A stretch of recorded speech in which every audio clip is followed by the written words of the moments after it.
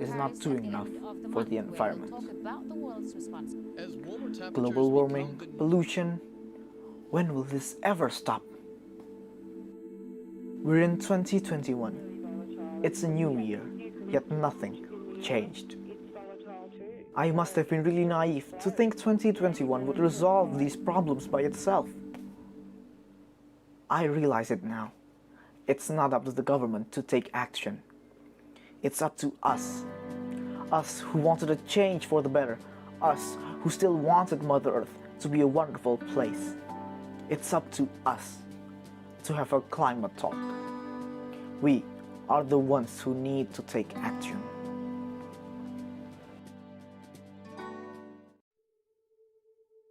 "2020 has ended, but its problems have not.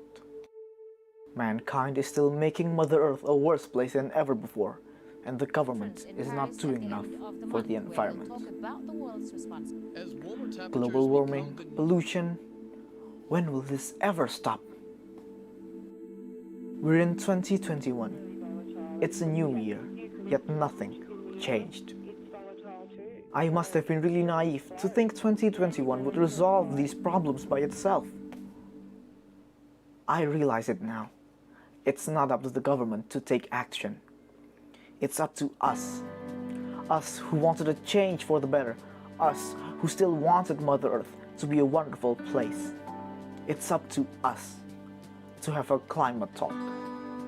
We are the ones who need to take action.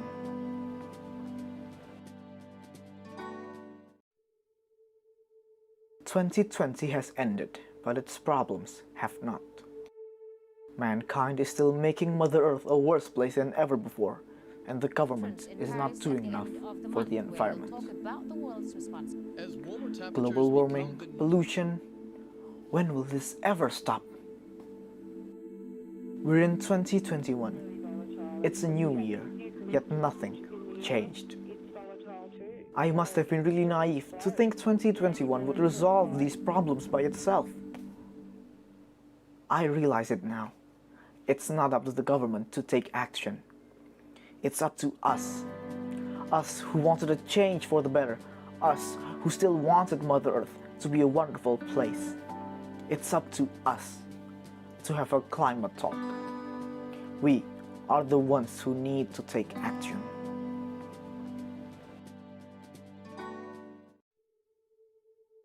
"2020 has ended, but its problems have not. Mankind is still making Mother Earth a worse place than ever before, and the government is not doing enough for the environment. Global warming, pollution, when will this ever stop? We're in 2021. It's a new year, yet nothing changed. I must have been really naive to think 2021 would resolve these problems by itself.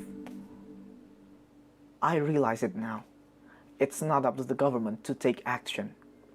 It's up to us. Us who wanted a change for the better. Us who still wanted Mother Earth to be a wonderful place. It's up to us to have a climate talk. We are the ones who need to take action.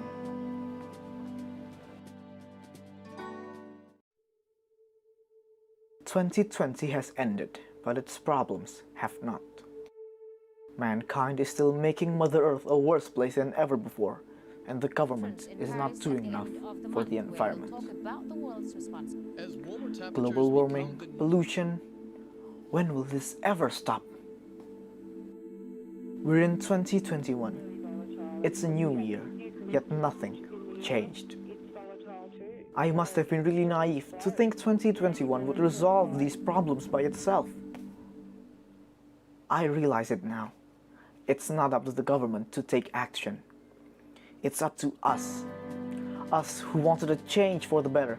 Us who still wanted Mother Earth to be a wonderful place. It's up to us to have a climate talk. We are the ones who need to take action.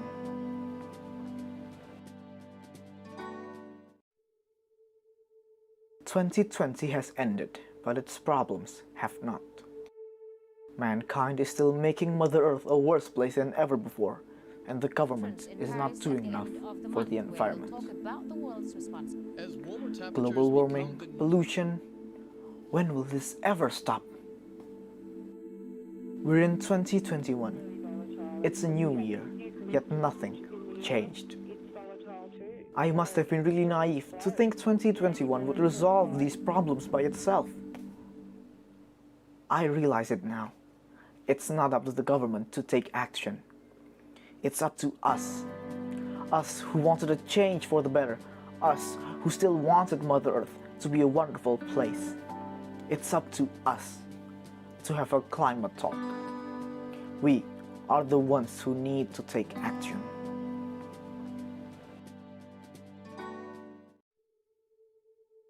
"2020 has ended, but its problems have not. Mankind is still making Mother Earth a worse place than ever before, and the government is not doing enough for the environment. Global warming, pollution, when will this ever stop? We're in 2021. It's a new year, yet nothing changed. I must have been really naive to think 2021 would resolve these problems by itself. I realize it now. It's not up to the government to take action. It's up to us. Us who wanted a change for the better. Us who still wanted Mother Earth to be a wonderful place. It's up to us to have a climate talk. We are the ones who need to take action.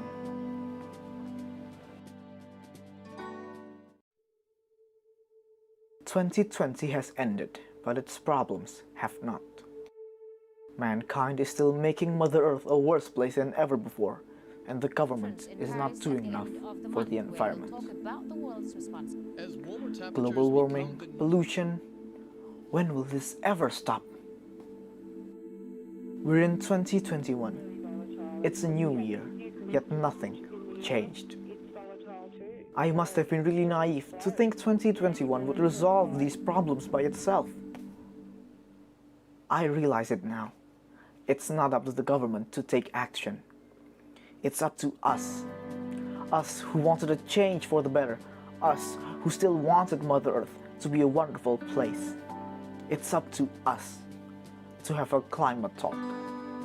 We are the ones who need to take action.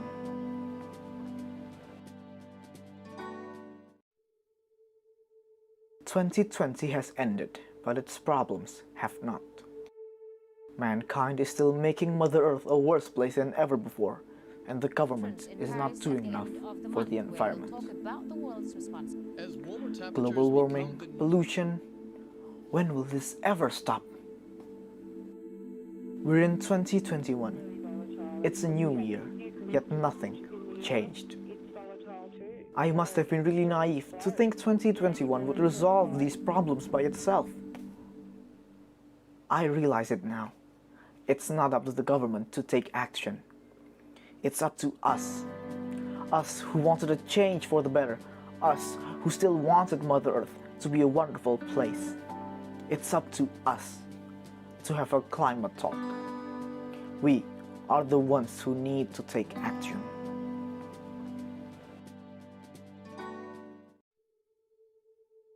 "2020 has ended, but its problems have not. Mankind is still making Mother Earth a worse place than ever before, and the government is not doing enough for the environment. Global warming, pollution, when will this ever stop? We're in 2021. It's a new year, yet nothing changed. I must have been really naive to think 2021 would resolve these problems by itself. I realize it now. It's not up to the government to take action. It's up to us. Us who wanted a change for the better. Us who still wanted Mother Earth to be a wonderful place. It's up to us to have a climate talk. We are the ones who need to take action.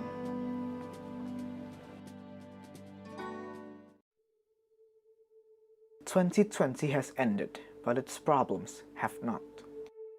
Mankind is still making Mother Earth a worse place than ever before, and the government is not doing enough for the environment. Global warming, pollution, when will this ever stop?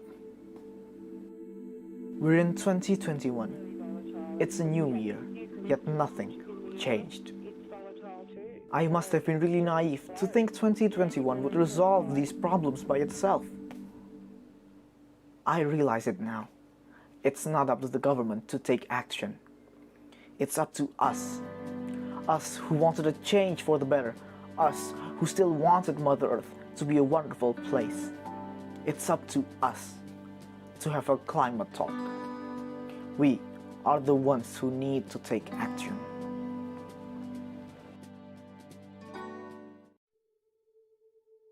"2020 has ended, but its problems have not. Mankind is still making Mother Earth a worse place than ever before, and the government is not doing enough for the environment.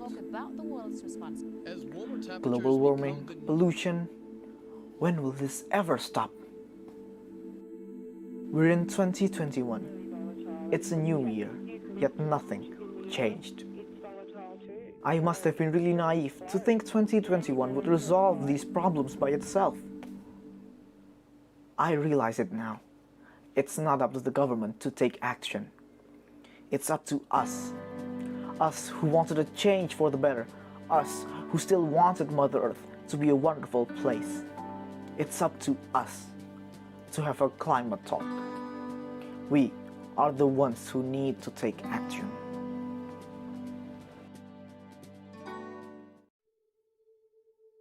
"2020 has ended, but its problems have not. Mankind is still making Mother Earth a worse place than ever before, and the government is not doing enough for the environment. Global warming, pollution, when will this ever stop? We're in 2021. It's a new year, yet nothing changed. I must have been really naive to think 2021 would resolve these problems by itself. I realize it now. It's not up to the government to take action. It's up to us. Us who wanted a change for the better. Us who still wanted Mother Earth to be a wonderful place. It's up to us to have a climate talk. We are the ones who need to take action.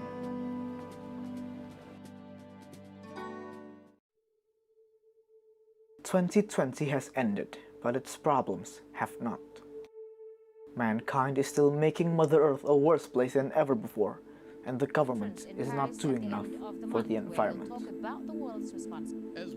Global warming, pollution, when will this ever stop?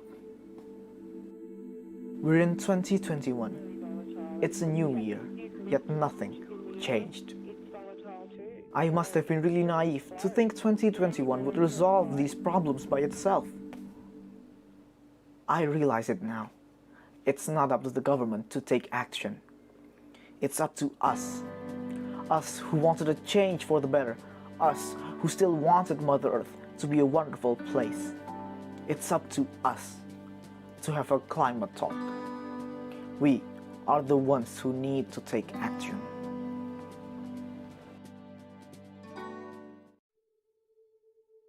"2020 has ended, but its problems have not. Mankind is still making Mother Earth a worse place than ever before, and the government is not doing enough for the environment. Global warming, pollution, when will this ever stop? We're in 2021. It's a new year, yet nothing changed. I must have been really naive to think 2021 would resolve these problems by itself. I realize it now. It's not up to the government to take action. It's up to us. Us who wanted a change for the better. Us who still wanted Mother Earth to be a wonderful place. It's up to us to have a climate talk. We are the ones who need to take action.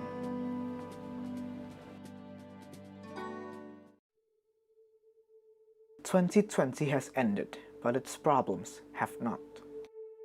Mankind is still making Mother Earth a worse place than ever before, and the government is not doing enough for the environment.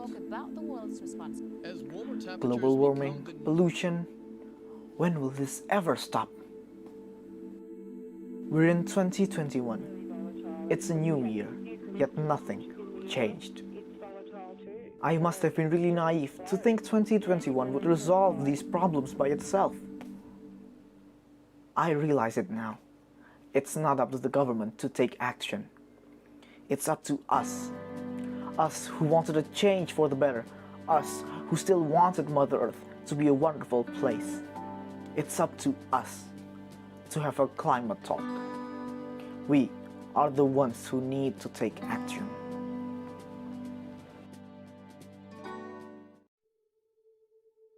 "2020 has ended, but its problems have not.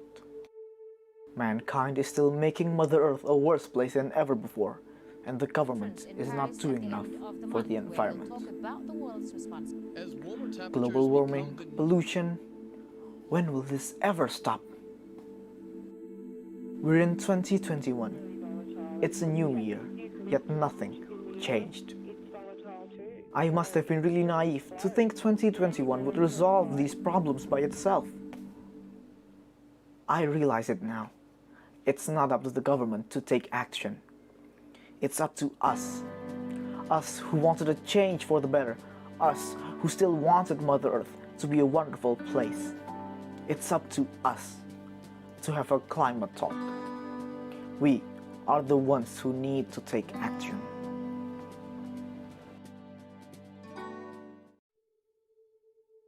"2020 has ended, but its problems have not. Mankind is still making Mother Earth a worse place than ever before, and the government is not doing enough for the environment.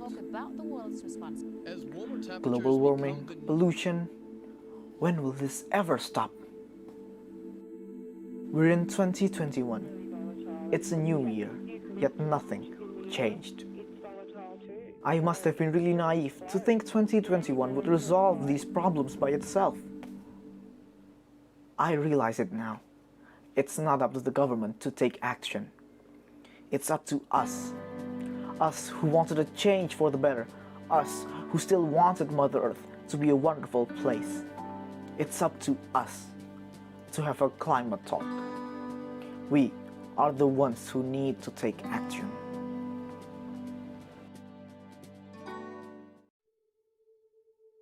"2020 has ended, but its problems have not. Mankind is still making Mother Earth a worse place than ever before, and the government is not doing enough for the environment. Global warming, pollution, when will this ever stop? We're in 2021.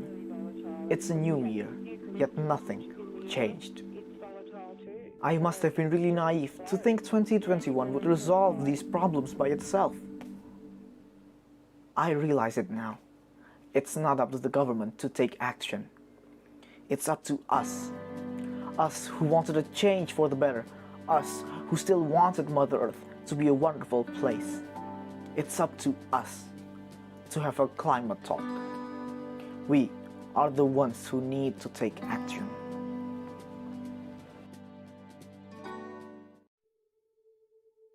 "2020 has ended, but its problems have not.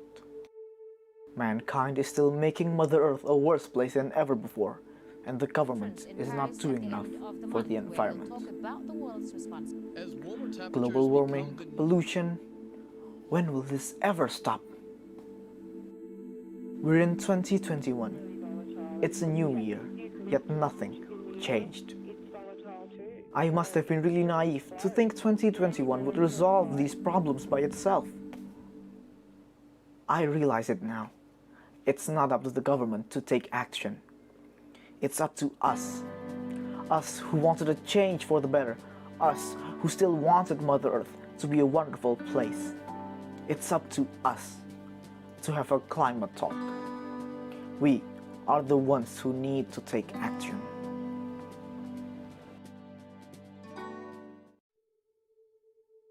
"2020 has ended, but its problems have not. Mankind is still making Mother Earth a worse place than ever before, and the government is not doing enough for the environment. Global warming, pollution, when will this ever stop? We're in 2021. It's a new year, yet nothing changed. I must have been really naive to think 2021 would resolve these problems by itself.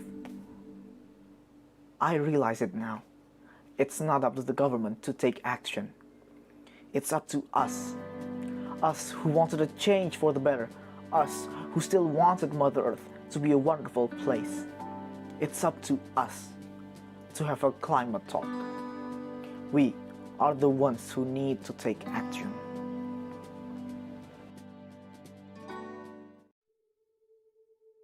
"2020 has ended, but its problems have not. Mankind is still making Mother Earth a worse place than ever before, and the government is not doing enough for the environment.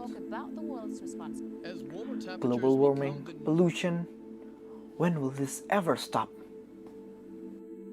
We're in 2021. It's a new year, yet nothing changed. I must have been really naive to think 2021 would resolve these problems by itself. I realize it now. It's not up to the government to take action. It's up to us. Us who wanted a change for the better. Us who still wanted Mother Earth to be a wonderful place. It's up to us to have a climate talk. We are the ones who need to take action.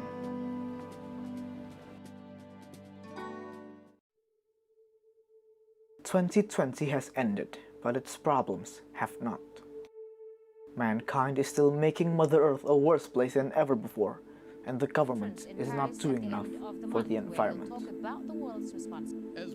Global warming, pollution, when will this ever stop? We're in 2021. It's a new year, yet nothing changed. I must have been really naive to think 2021 would resolve these problems by itself. I realize it now. It's not up to the government to take action. It's up to us.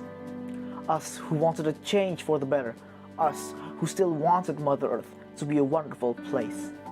It's up to us to have a climate talk. We are the ones who need to take action.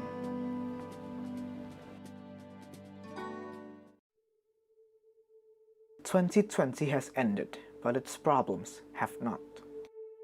Mankind is still making Mother Earth a worse place than ever before, and the government is not doing enough for the environment.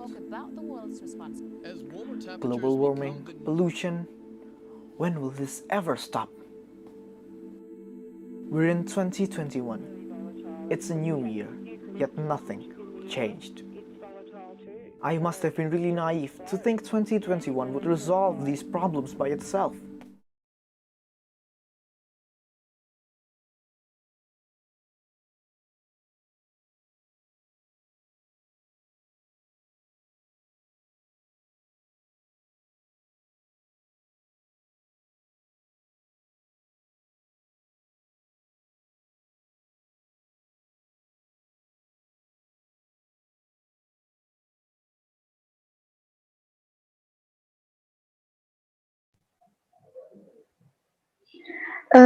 Good evening, everyone.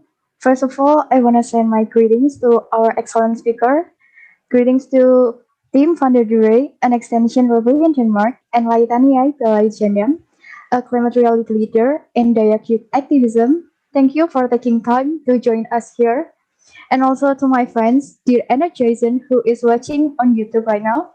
Thank you so much for joining us here, and welcome to the webinar series and talk show on climate talk, day one, by Society Renewable Energies plus March University. I'm Reza Mai, but people call me Rere, and I'll be the master of ceremony today.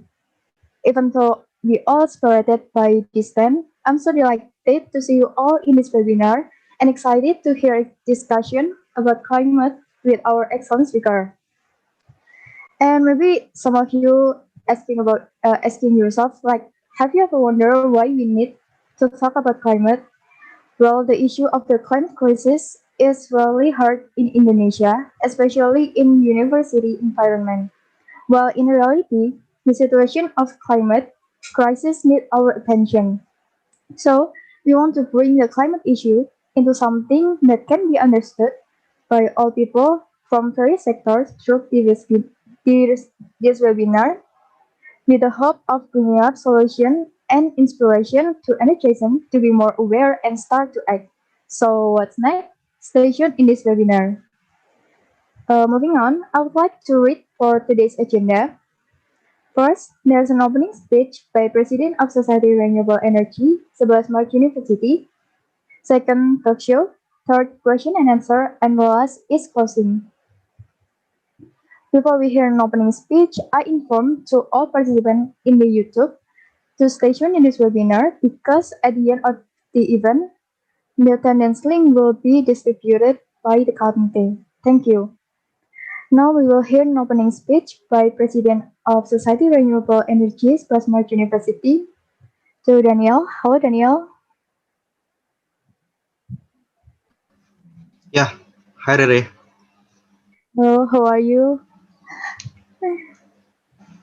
I'm nice today. How about you? Okay, I'm great, thank you. So, are you ready to begin your opening speech? Yeah, sure. Okay, now you may. Uh, so I will start. Good afternoon. We gather here today virtually to attend the first ever climate talk by the Society of Renewable Energy, Universitas 11 Maret.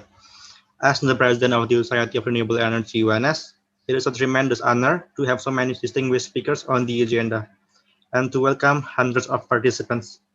First, on behalf of the committees, I, as the president, would like to extend my deep condolence to those affected by the earthquake in West Sulawesi, including in South Kalimantan.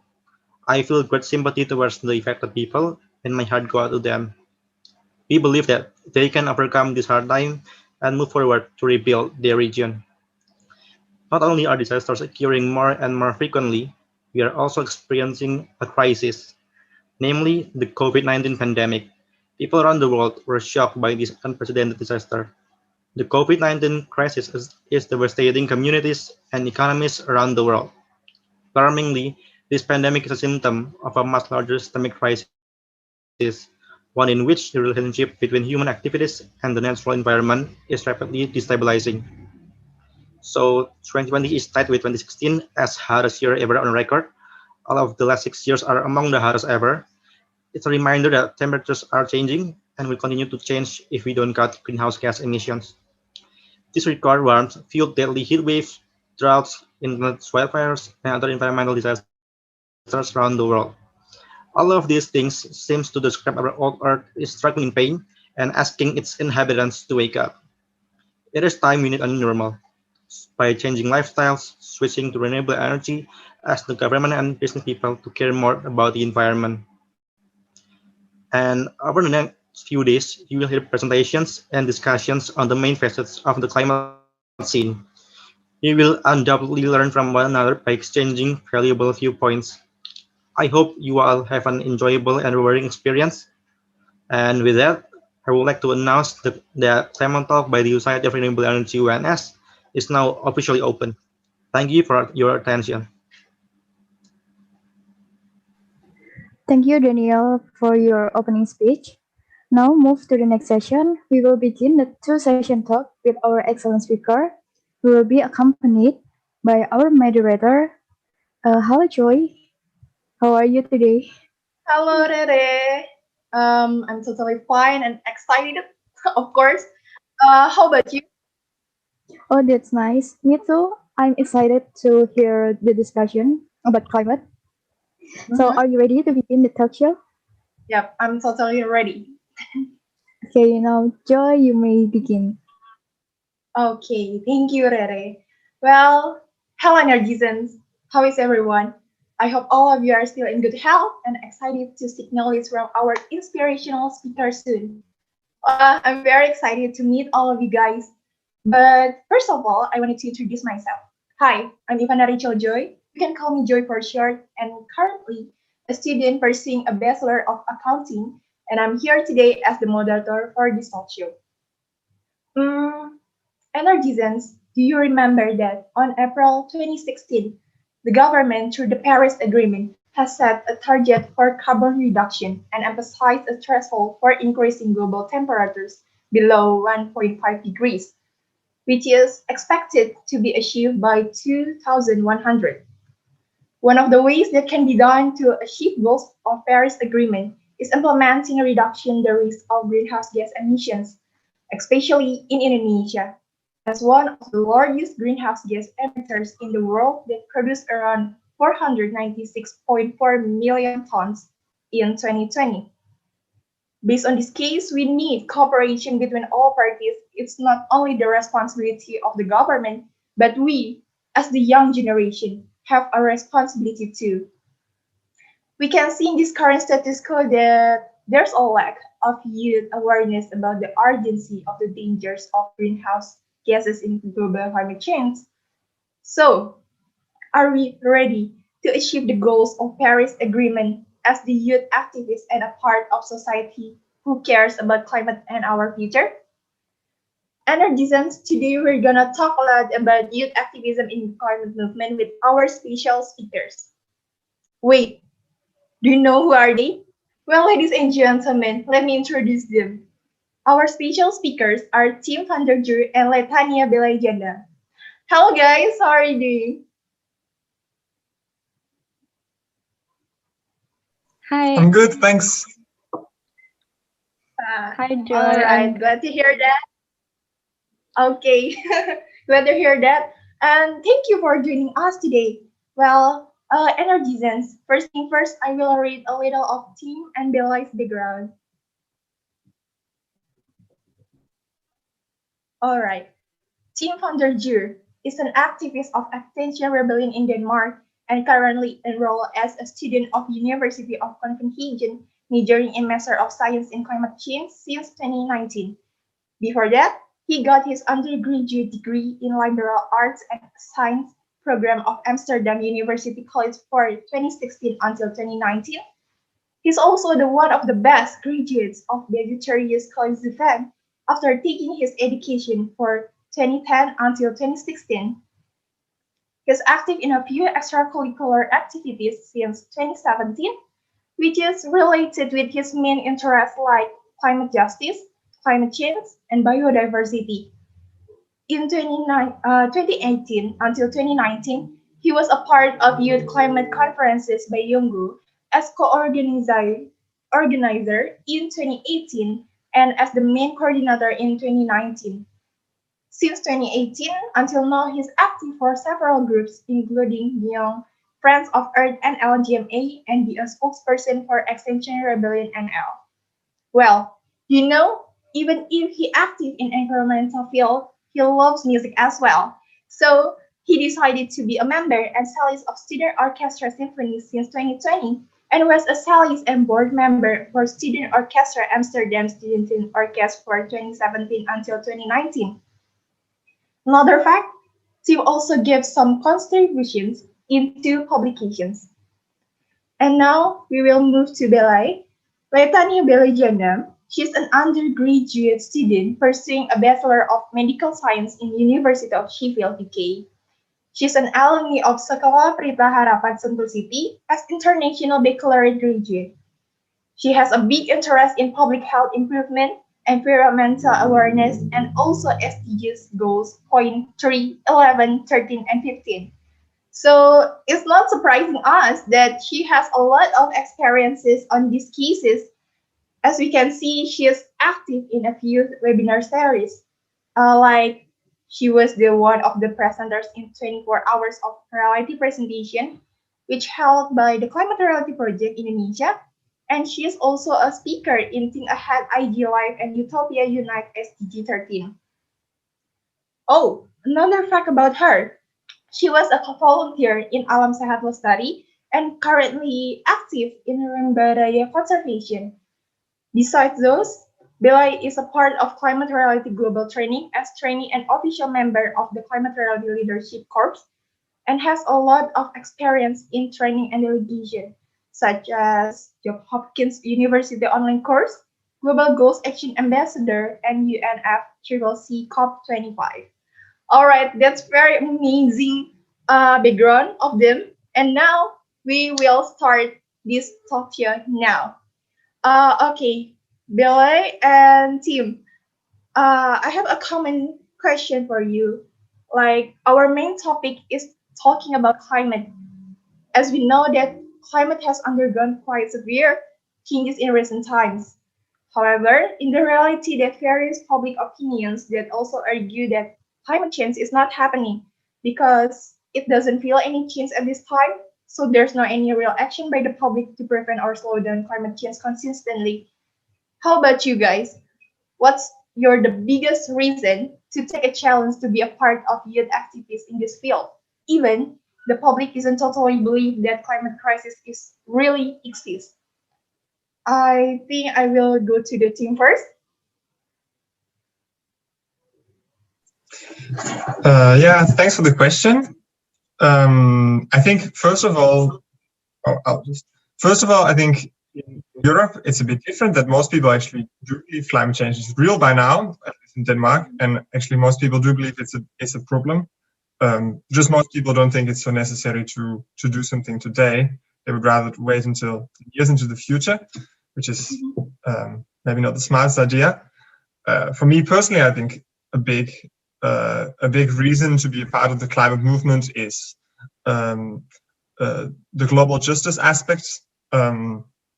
The fact that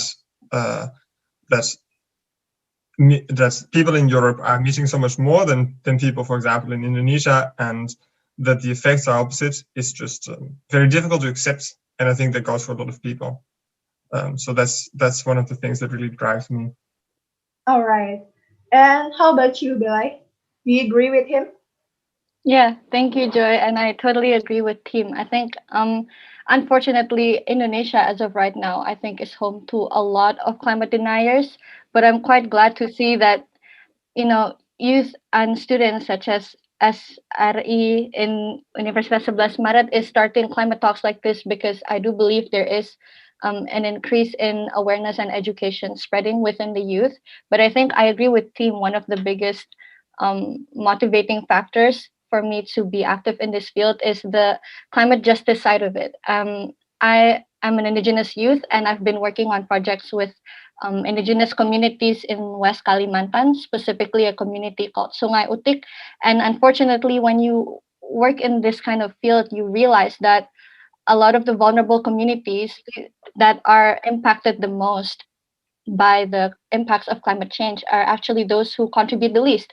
And I think there's a very big sense of injustice and inequality that comes with that. So that's a driving factor for me. And I think for Indonesia, especially with the recent natural disasters that Daniel also highlighted, it's a wake-up call. We're realizing that we can no longer afford to ignore the climate crisis happening, because it has real effects on the well-being of the people and our security and our safety and our health.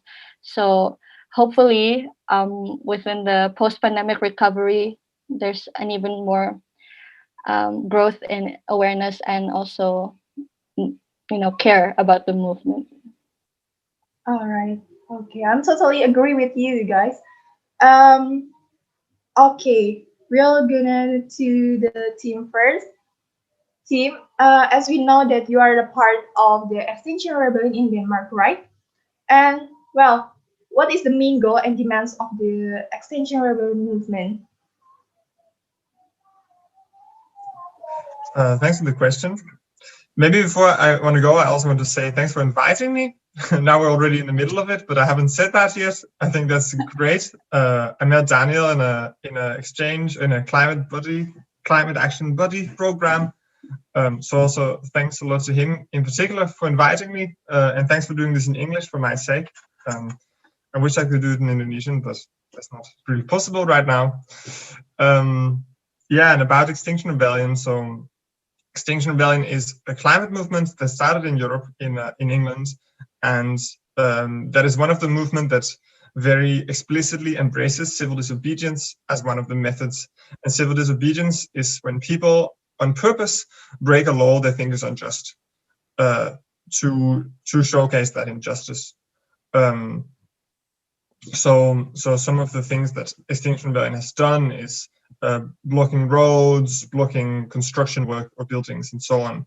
And we do so because we think, in particular, that governments, European governments, our governments, have been negligent and actually, let's say, criminal, because they are putting people in danger in the global south right now, and also in around the world in the future. They've known about this and they've ignored this. And so we're saying governments should, first of all, say this. I said that a lot of people in Denmark and in Europe, they believe in climate change, but there's many degrees of denial. So that climate change is something that's happening, but they don't really believe that that is really so bad. So the first step on acting on that is that the government will be honest about that with the media campaign, just like there's media, just like the media campaign about Corona, on information campaign. And the second thing we ask is that they will act now, because there's lots of plans made for 2030, but we want plans made for tomorrow. We want plans made to reduce CO2 and also to stop the loss of biodiversity. And the third thing we demand is that we actually rethink the democracy.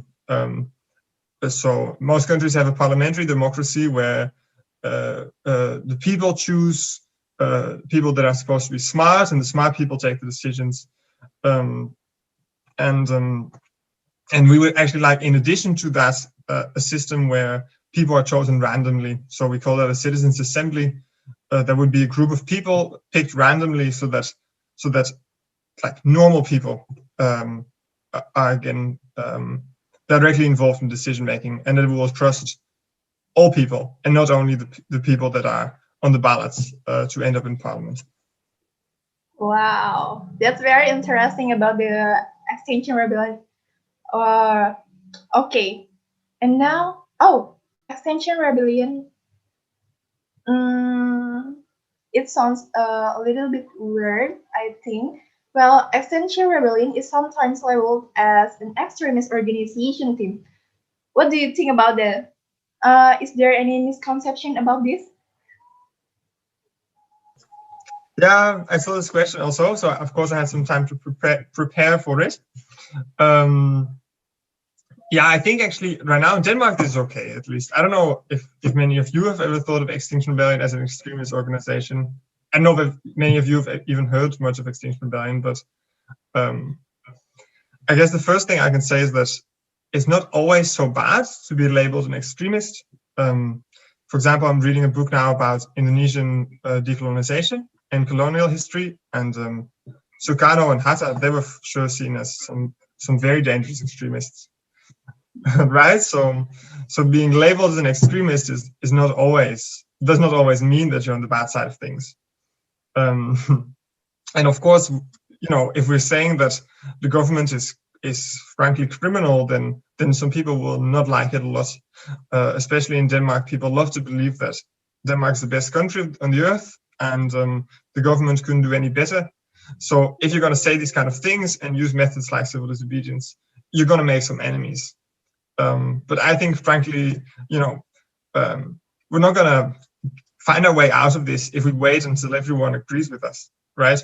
So unfortunately, we will have to provocate a little bit, and yeah, that will lead to some people saying bad things or like thinking badly about us, but that doesn't mean that we're wrong, and also that doesn't actually mean that that they're not convinced. Another thing that the history of social movements can teach us is that even people who say they really dislike you and they really disagree with how you do things and what you do, they might actually still be convinced by your arguments. So that's what we are hoping for, so to say. Wow. Well, Intergesents can hear that maybe you can think that there's a misconception about this, but Extinction Rebellion is a good movement for us to care about the climate, the earth, our environment. Well, we all already know about the Extinction Rebellion. And now, Belai, can you tell us what is climate reality leader and what is the goal of this movement? Thank you, Joy. So basically, the climate reality leaders are the people that make up what is called the Climate Reality Leadership Corps. And we are a diverse group of passionate individuals who are committed to spreading awareness about the reality of the climate crisis and also working for solutions to solve it. And all climate reality leaders are trained by the former Vice President of of the United States, Mr. Al Gore, and the goal is basically to learn about the climate crisis and what we can do to move the conversation forwards and turn awareness into action in our community and beyond. And it's funny because that's also where I met Daniel, which is the president of your society. So I also want to extend my gratitude to Daniel for inviting me for this climate talk.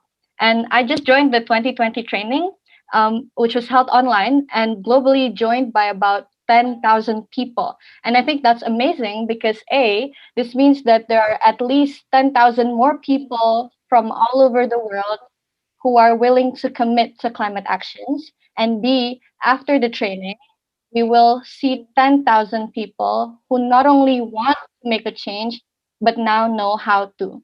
And as climate reality leaders, one of our main goals is to do what is called the acts of leadership. And these are activities to raise awareness, drive action, and support solutions for climate change.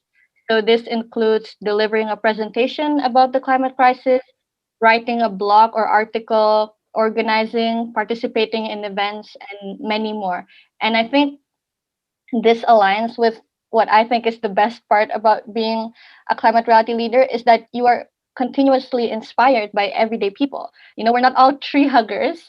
There's an incredible diversity of background in the people who join the training. And even in my batch alone, I met people who came from the fashion industry, musical theater, engineers, junior school students, indigenous youth, and it's really everybody everywhere. And I think it goes to show that regardless of your age, your gender, your nationality, your background, you know, anyone can make a difference and you can make a change. And I think it's really inspiring to be surrounded by that in this community. Wow, that's very clear, guys. Yeah, I agree with them that everyone can be an activist or people who cares about the climate and the environment. And I really agree with this two organization, Extinction Rebellion and the Climate Reality Leader.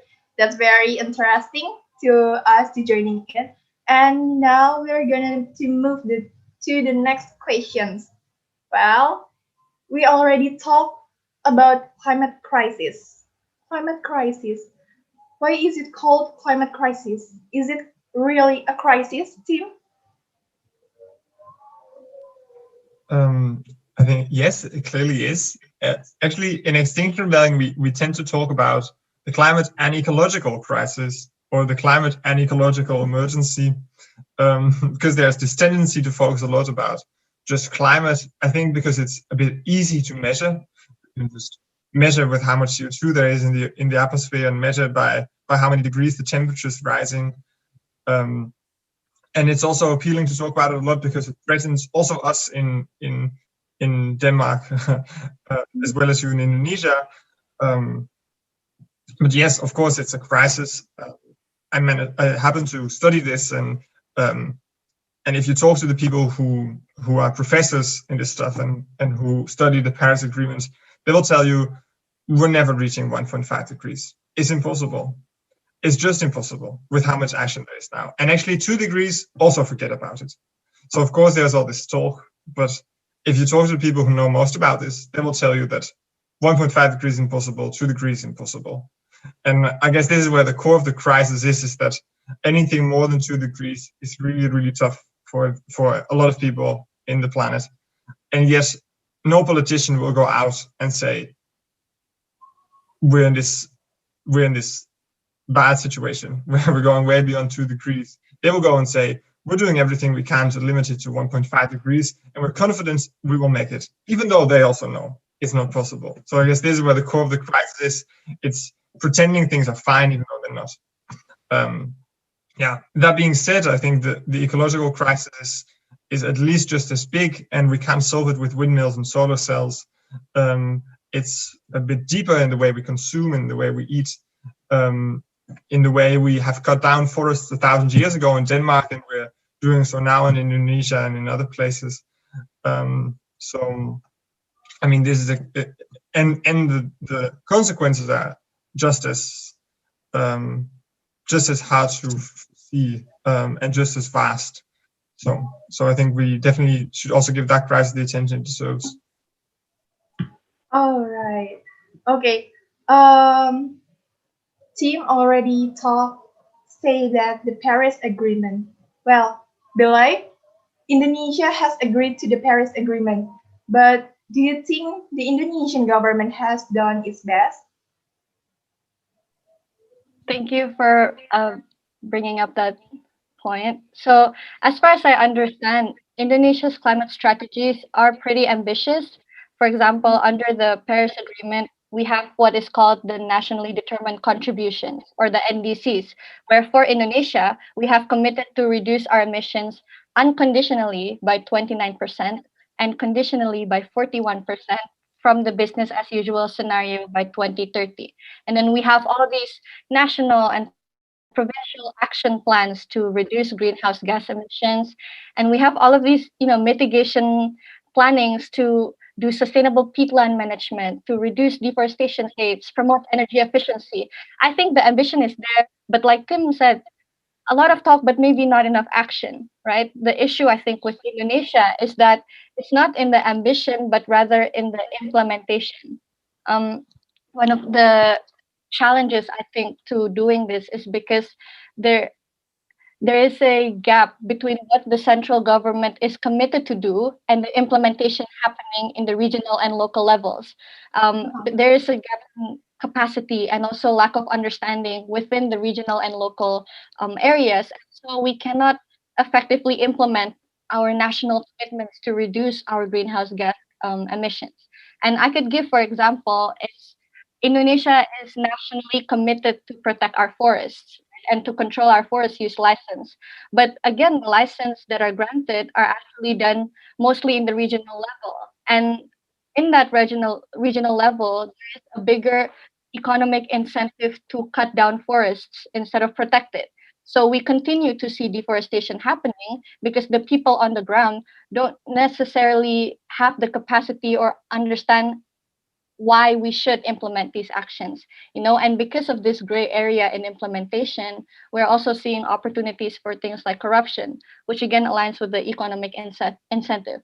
And I can't speak for all sectors, but I know that the degradation and destruction of our peatlands and our forests account for about 80% of Indonesia's carbon dioxide emissions. But yet we are home to the third largest area of tropical rainforest. So I think this is an especially critical area to address, because in a sense, it's where both the problem and the solution lie. And I think with the post-pandemic recovery, Indonesia really needs to be taking the opportunity to build and invest in these low carbon options, because like Tim said, it really is a crisis, and even with the ongoing pandemic, we can actually draw connections between the origins of the pandemic and the environmental degradation we are seeing. So I think this should be a wake-up call, not only for Indonesia, but for all countries, that it really is a crisis. It really is impacting the world and the people, especially the vulnerable communities. The longer we wait, the less margin we have to maneuver in. So we need to be taking this more seriously and turn all of these talks, all of these commitments, all of these plans into actual actions. All right. Well, Belai, based on that opinion, we'll see in this current status quo in Indonesia, many people criticize through the social media about floods and landslides in various regions earlier this year as a clear impact of the climate crisis. What do you think? Did you stand on this argument? Yeah, I completely agree that a lot of the devastating disasters that we are seeing in Indonesia right now is affected by the climate crisis.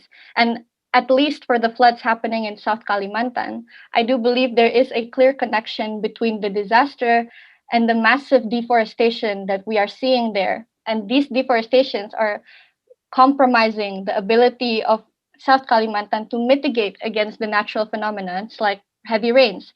And I think what makes people frustrated and angry is that, as far as I know, some people in the government are denying and dismissing that there is a connection between the current disasters and the ecological destruction happening in South Kalimantan. And instead, they're attributing it solely to the heavy rainfall. And I shared that disappointment with many Indonesian people because I expected there to be at least some kind of acknowledgement that, yeah, heavy rainfall may be the trigger, but it's undeniable that the environmental condition there is exacerbating the severity and the impact of the flood.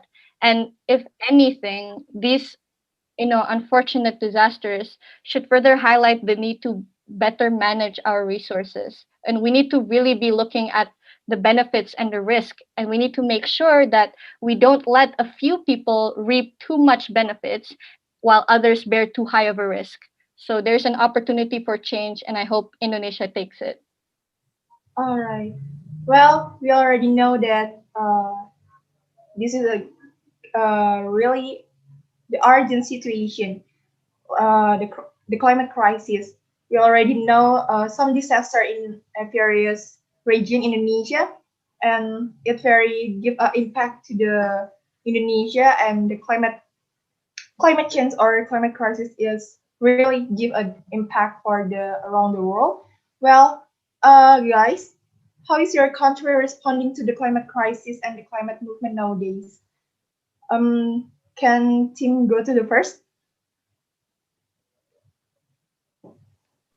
So the question is, how does our country respond to the climate crisis and the climate movement, right? Right. So yeah, it's two very different answers, I'm afraid. I mean, and this is some of the hypocrisy in action, I guess. So in Denmark, the climate movement is quite big and quite well organized and in pretty good shape. Even though, of course, during the pandemic, it's not become easier to get people active and thinking about these things.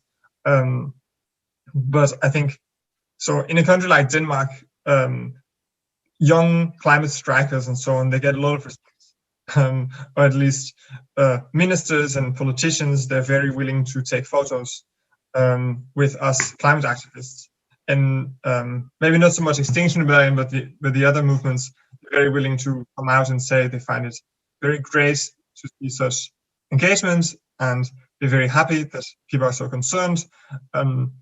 But the reaction to the actual climate crisis is, of course, a bit different.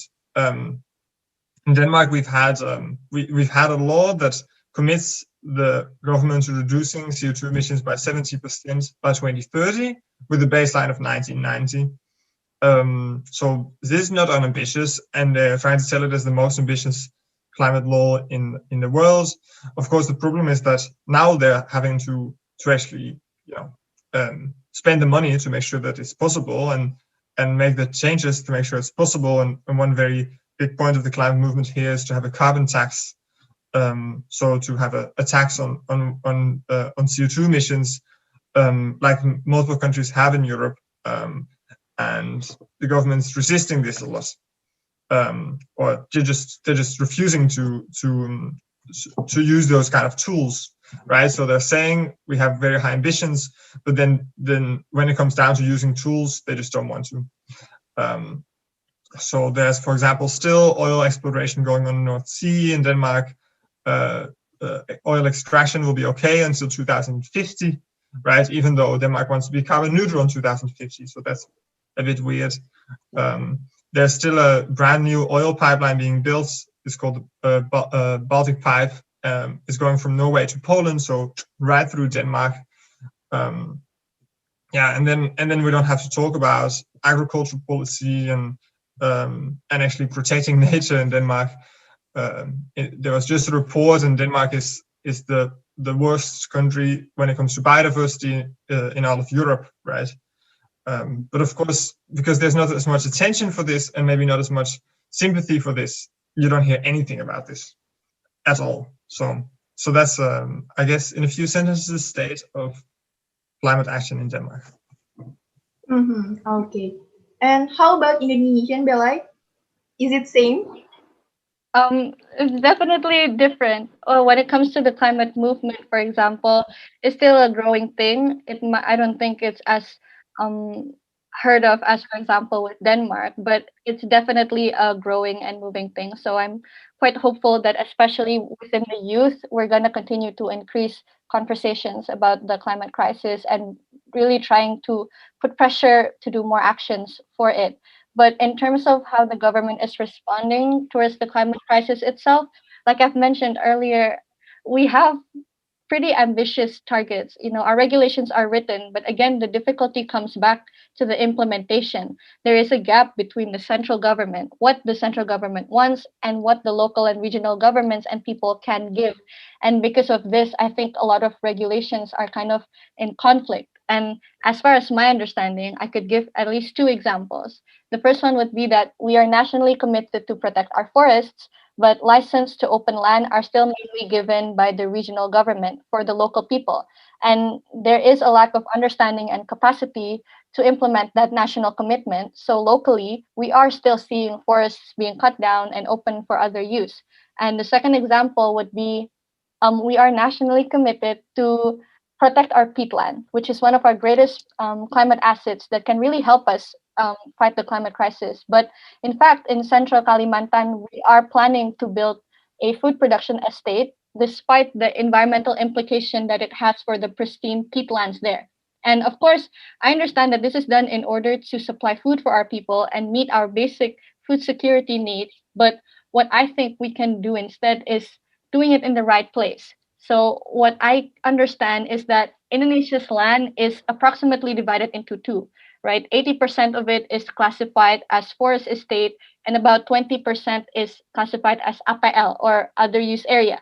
And these forest estates, the idea is to protect them and let it remain as forests, whereas the APL is able to be used for agriculture and building roads and etc.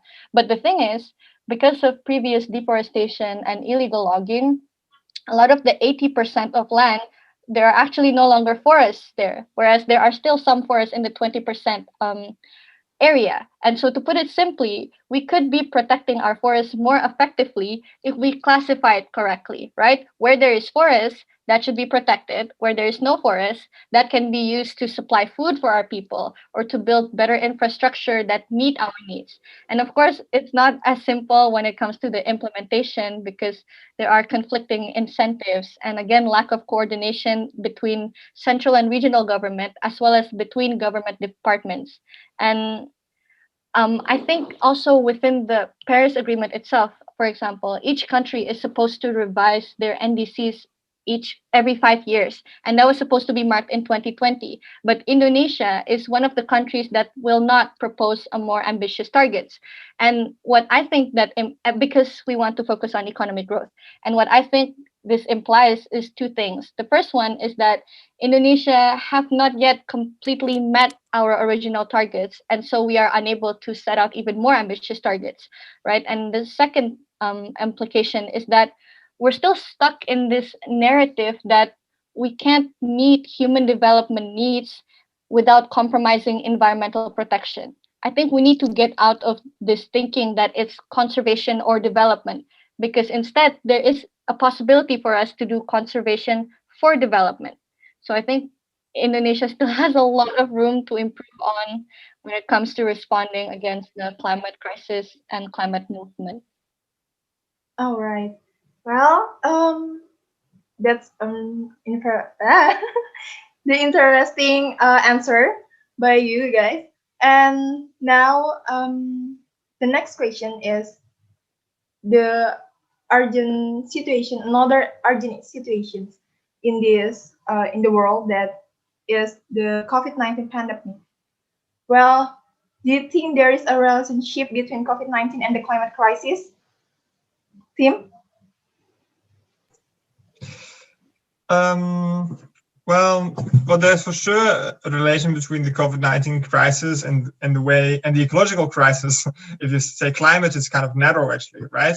If we say climate, then we're talking about CO2 emissions. And for example, peatlands, they're only important because they have saved CO2. But of course, that's not true. They're important because of many more things than just saving CO2.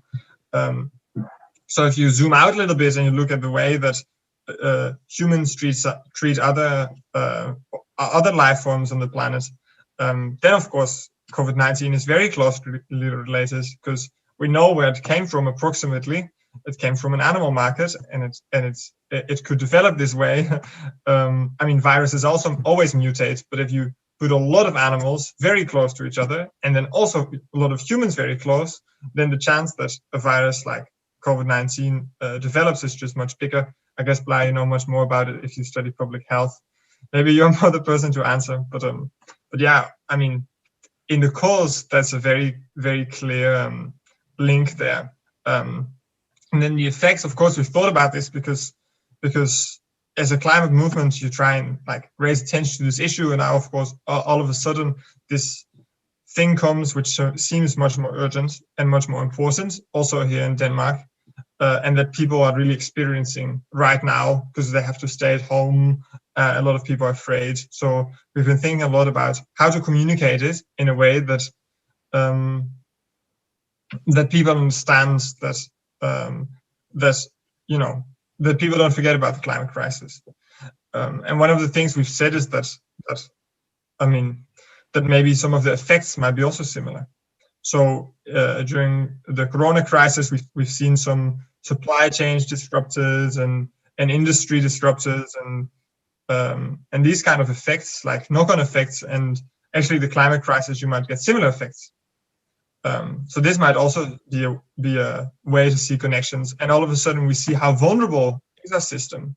In Denmark, a lot of people, they weren't able to produce. Why? Because they couldn't get ships from China, right? Because things were locked down in China. So even before Corona was in Denmark, there was big economic problems at some firms because of the situation in Asia. So all of a sudden you see how incredibly vulnerable this whole giant global trade system is. And people were saying, wait a second, why are we not producing face masks in Europe, right? We didn't have any because they all came from China, and China said, we're not giving them to you, we need them ourselves, right? So of course it's similar if we get climate disruption on a large scale. If there's big natural disasters in Asia, we will actually feel it also in Europe, and the other way around probably. So this is like, you can also see it as an emergency drill in that sense, that now we're getting a little taste of what climate crisis might be like, or some of the effects. Wow. Well, and Tiem, besides COVID-19 pandemic, I was heard that what we eat and how we eat, like a diet, will give impact on climate crisis. Is it true? Is diet affecting the climate crisis? I guess the most simple answer is yes. Of course, I saw the question and I looked it up, and it's land use, agriculture and land use and forestry is 18% of emissions, right? So like that's a fifth. It's a pretty big chunk, but it's not the majority. And I think one of the reasons that climate movements have given a lot of attention to diet in particular, and that people are really aware of this, at least in Europe, this is the case, is because it's very easy to change. And it's as easy as don't eat meat and don't eat cheese. So at least in Denmark, people love meat. They like to eat meat every day, and they most like pork and beef. And we know that these are just very, very, very bad for the climate. And also very bad for the wider ecological crisis, because a lot of the soy comes from Brazil. A lot of just like palm oil comes from Borneo, right, that we use here. So it's something that people can change tomorrow. They can stop eating meat. So yes, of course, diet is important for the climate crisis, and it's important for the ecological crisis. And if we want to get out of this, the least we need to do is to eat much, much less meat.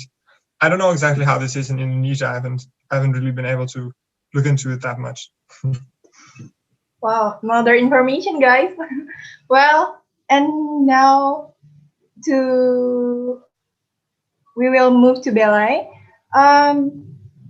Belai, I already read your curriculum vitae, that you have spoke about the role of indigenous youth in saving forests in Hari Hutan Indonesia, right? Yeah. In your opinion, why is the role of indigenous people so necessary in the climate movement? Thank you, Joy. Before that, if I could also add to the discussion about the relationship between COVID and also the climate crisis, I think I wanted to point out that when we talk about the climate crisis, it's really important to have this holistic approach, right? Our world and the issues that we face in it, including the climate crisis, poverty, racial and gender inequality, education, hunger, these are all interconnected. They affect and are affected by each other. And this is true for the climate crisis and the COVID-19. And if I could just share a bit of my opinion as a public health student, there is a very real connection between the health of the people and the health of the environment. Our health depends on the integrity of the environment. So the more pressure we put on our nature, the more it's going to impact us. And like Tim already pointed out as well, because of the ecological crisis and the environmental degradation that we continue to do in our world, we are closing or we're lessening the gap between us and the wild animals that could be the carriers of the virus. And so the likelihood of the COVID-19 pandemic originating from, because of the environmental degradation is very real. And we've seen the connection between climate change and increase of infectious disease previously as well. We see it with malaria, Ebola, Zika virus. And if we continue to destroy the environment, what are the chances of another pandemic happening in the future, right? So I thought it's important that we realize that there is all of these interconnections. So we need to, when we act against the climate crisis, we could also be helping improve our health and well-being as a society. But to answer your question, Joy, about indigenous communities, to put it simply, indigenous communities are important because they know and they can teach us how to live in harmony with nature. And I can only speak from my perspective as a Dayak, which is one of the indigenous tribes in Kalimantan, Indonesia. Many Dayak people, like many other indigenous communities, live in a lifestyle that is dependent on the integrity of the environment around them, right? And the best example I can give is an indigenous community that I'm close with, which is the people of Sungai Utik, the Dayak Iban people of Sungai Utik, and they're special because their culture is still very much alive. They still live in a traditional longhouse. They're surrounded by almost 10,000 hectares of customary forest. And these people, they've lived by the rule of protecting the forest and living in Dayak Iban culture for more than 100 years. And this really reflects in their ethos or their philosophy that goes, the forest is our father, the land is our mother, and the water is our blood.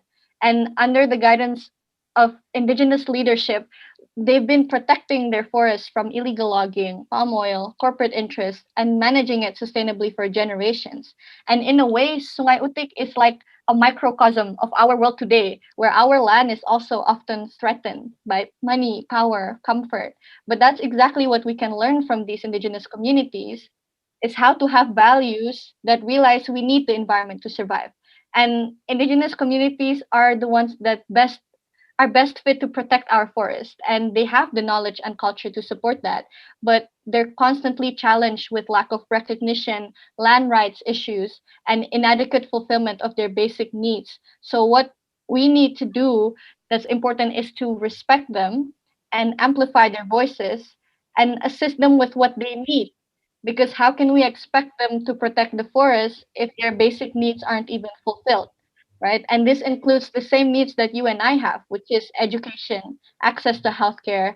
And through this, we are enabling a community protect 10,000 hectares of customary forest that is so valuable in our fight against the climate crisis. And if we see this happening elsewhere with other indigenous communities, there would be a massive additional benefit to protecting our climate assets and mitigating the impacts of the climate crisis. All right.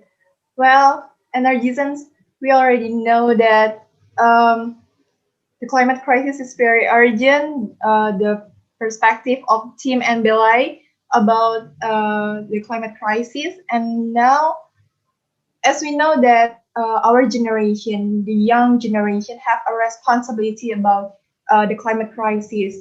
But Tim, why the younger people or generation like us have to care about the environment? Why do we have to care about it? I guess because other people don't, and because for years it's been neglected, and now we have to all of a sudden. And this is a sad truth, I guess. I mean, I don't know how much people in Indonesia are aware of climate. Of course, in Denmark we are a lot because we're very close. But I guess she said a few times, "This is wrong that I'm here and that I'm talking as a 16-year-old to the world leaders, right?" And she only has to do it because the world leaders are not leading. And I mean, I guess this is so true for all of us. So as long as all the generations keep taking bribes to cut down forests or keep blatantly ignoring all the problems that are so obvious to us, we will need to shout harder and push harder and force them to make the changes that they're not going to make by themselves, right? So yeah, you know, the older generations, they love to say that it's very beautiful that the young generations are so full of idealism and trying to change things, but I also think it's quite tragic in a lot of ways. Because why is it that way, right? So yeah, I guess that's the best answer I can give. So and then I think, like, at least one thing we are trying a lot in Extinction Rebellion is to get old people in. You know, a lot of movements, actually, they are youth movements, but they also become only youth movements.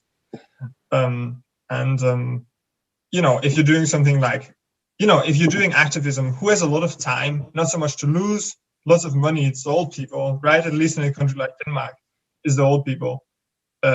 If you're 65 in Denmark, you're not working anymore, there's a lot of money in these things. You know, if they're doing civil disobedience, if they get a fine or something, they don't care so much, right? So actually, they're the best activists. So that I also want to say to young people, don't exclude the old people. Tell them that we need them, actually. Tell them to not just say, oh, it's so beautiful, the young people are doing so much, but, you know, they should also draw their conclusions and join us. And it's not too late for them. So Right. And I want to know how you provoke young people, especially in your country, Netherlands or Denmark, to care more about the environment. Yeah, provoke is a nice word. So like I said, in Denmark, a lot of young people care a lot about the environment and a lot don't, unfortunately. So I guess the big challenge, and at least in Denmark, Fridays for Future, they succeed a lot of times, is to make it really cool to be part of the climate movement, to make it fun, and, you know, to make it a group that you actually want to be part of, that you want to be seen with, so to say. And I guess a few groups, they managed to do that. So, you know, just saying everything's bad and going, you know, and going downhill and the future doesn't look good. If you say that a lot, then I don't know, like, some people, of course, that's a driver for me, for example, but for a lot of people also won't be. But if you make it so that as a climate activist, you're part of a nice group of people, you're doing fun things together, that might actually, you know, get you a lot more people who are not so driven by abstract things like global justice. Because let's be honest, right? A lot of people, they, you know, it doesn't speak to everyone. So I guess that's one way we're trying to provoke by, you know, also, I guess in Denmark, the way you have a nice time is having beers together, or, you know, hanging out together and making sure that people that are part of these groups, they want to stay part of these groups. At least I'm way too far in to ever stop anymore, right? Because all my friends are climate activists, so how could I stop? I will lose all my friends. So that's a perfect example. Wow. And how about you, Belai? How do you provoke young people in Indonesia to care more about the environment? Yeah, thank you. I totally agree with what Tim just said as well about being surrounded by like-minded people. But I think young people are in a position where we inherited the climate crisis, right? Like Tim said, we have to care because other people don't. And that is unfortunately the truth. And I guess it's because the negative impacts we will see in our lifetime. So there's nothing we can do. I mean, we have to do something about it. And I guess ways to provoke young people in Indonesia, I think the first thing is definitely in raising awareness and education. Unfortunately, there is still a huge gap in knowledge and understanding between different population groups in Indonesia. And so, how do we expect people to change if they don't know a change needs to happen in the first place? So I think that's where we should start if we want to engage the youth. Is start with raising awareness and have better education about the climate crisis and this issue. And I'm glad conversations like this are happening, but we need to be amplifying them more and reaching people in rural areas and um, indigenous communities and those who may be less fortunate or underprivileged because they are the ones affected the most by it. So there still needs to be a great effort in raising awareness and education within the youth itself in order to turn awareness into action. So that's still a homework for Indonesia. And I think the second thing that we can do is to empower youth through involvement. I'm sure Tim can talk about this more with Extinction Rebellion, but it's important to show young people that we are in a position to make a change. At least for young people, we have to know that there is power as a consumer. If we are able to choose buy products that are made sustainably, reduce our meat consumption, use public transport and all that. Because it feels good to know that we are making a difference. And young people need to know that even in our individual actions and everyday commitments, we have the opportunity to make an impact. But I also want to echo on what Tim said about intergenerational collaboration. I think young people also should not be too exclusively in a way that these movements also need the collaboration with older people or the older generations who are mostly in the position of power in the position of authority to make these bigger impacts, right? To make these systemic changes, policy regulations that have a bigger impact than our individual actions. So we need to embrace them and engage them as well because we can't do this alone. We need everybody in all sectors to be contributing and moving forward with the same mission. Can I Okay. just add quickly on the intergenerational thing? Because I think there's also a very big risk in youth movements, and at least we're seeing this play out a lot in Denmark. I don't know about Indonesia, but these cute young people, all of a sudden it becomes something that only young people can do, but also it's very easy to be put away as a little bit silly or like a little bit over concerned, right?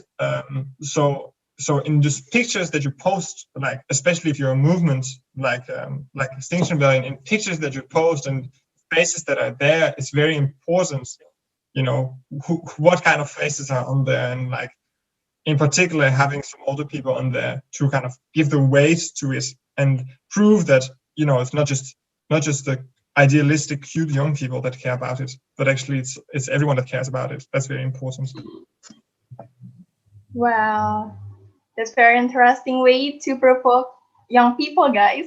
Well, I was told that both of you have asked people to join your organization, like the Extinction Rebellion or the Climate Right Leader. But there's another way that build the conversation between the people to care about the environment. Then I think it's very useful and very effective, and that's very great to hear that. And now, the last questions. Is there any tips for millennial to tackle the climate crisis? Belai? Thank you for the question, Joy.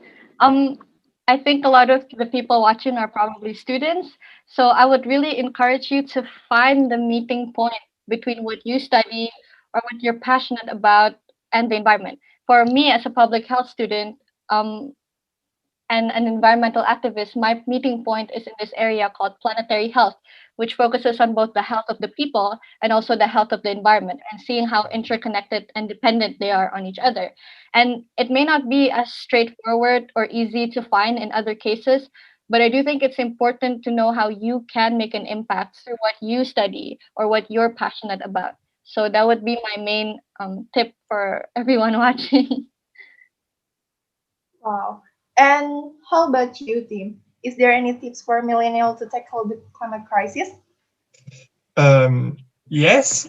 First of all, I think I find it a bit hard for me because I've only been I've been in Indonesia once, but after I know very little, right? And I also want to be a bit careful in like telling people on the other side of the planet what they should focus on. But maybe I can give some lessons from the European climate movement, because over the last 5 or so years, since I joined the climate movement, there's become a lot more focus on climate justice. We mentioned it at the start, and Belai is the perfect conversation partner on this. There's become a lot of focus on showing the system, the problem of the system, and not just the symptoms, right? And the problem of the system also includes what still remains of colonialism and the racism that's still very alive, and all of these, structural problems. So there's become this big push for climate movements to focus on this a lot. So what I also want to tell you is, it talks about eating less meat and so on, but these kind of campaigns have come under a lot of criticism nowadays in Europe, and that's because it's almost impossible to try to live perfectly sustainable in a system that is not sustainable, and it's very harsh on yourself to try to be to reduce your own footprint if there's no political action. And actually, the question is what it will lead to if you're just gonna make yourself depressed, or if you or if something big really will change. So I think this is also like at least some knowledge from here in Europe that I do want to share, that it's just very important to focus on the system, and the system, what is wrong systematically, and not just see what can I change, but also kind of dream big, right? And relentlessly point at these problems in the system. Okay, that's very exciting discussion with Tim and Belai, guys. And now, finally, we're at the Q&A section. To all energizers who want to give some questions or opinions to us, you can drop it on the chat column with the format, your name, underscore your institution, underscore to whom the question is addressed, and of course, underscore your question. Okay, while we're waiting for the question, I will give a simple game for you guys. Just a one question or a one game. I want both of you to pick one choice that I will give to you, two choices and tell me why you choose them. Well, I want to give a question for you. Uh, the government or the society? What's your answer, Belai? Is this in general or? Yeah, it's a general. I would say the society, and the reason is because even when we talk about the government, the creation of the government in the first place, I think, is to represent the voices of the people and to put the well-being of the society in the first place, right? So there wouldn't, I would say, in our context of talking about climate change, what the government should do is putting the people more at the core of what it does. I think sometimes we kind of forget that the well-being of the people should be a priority, and so we tend to make these decisions that, in the long term, wouldn't be sustainable and would actually affect the people in a negative way. So if I had to choose between the society and the government, of course it's the society. And if you ask that to someone from the government, I'm pretty sure they would also say society. But what about you, Tiem? I'm not sure they would, but they definitely should. So yeah, I mean, I couldn't agree more. Even though, of course, I spend a lot of time investigating the government and criticizing the government. That's not what it's about. And at the end of the day, right? At the end of the day, it's about the society. And even if the government is causing a lot of problems, the solution will come from the society. And our faith will need to be in the society. So yeah, that's definitely my point of view.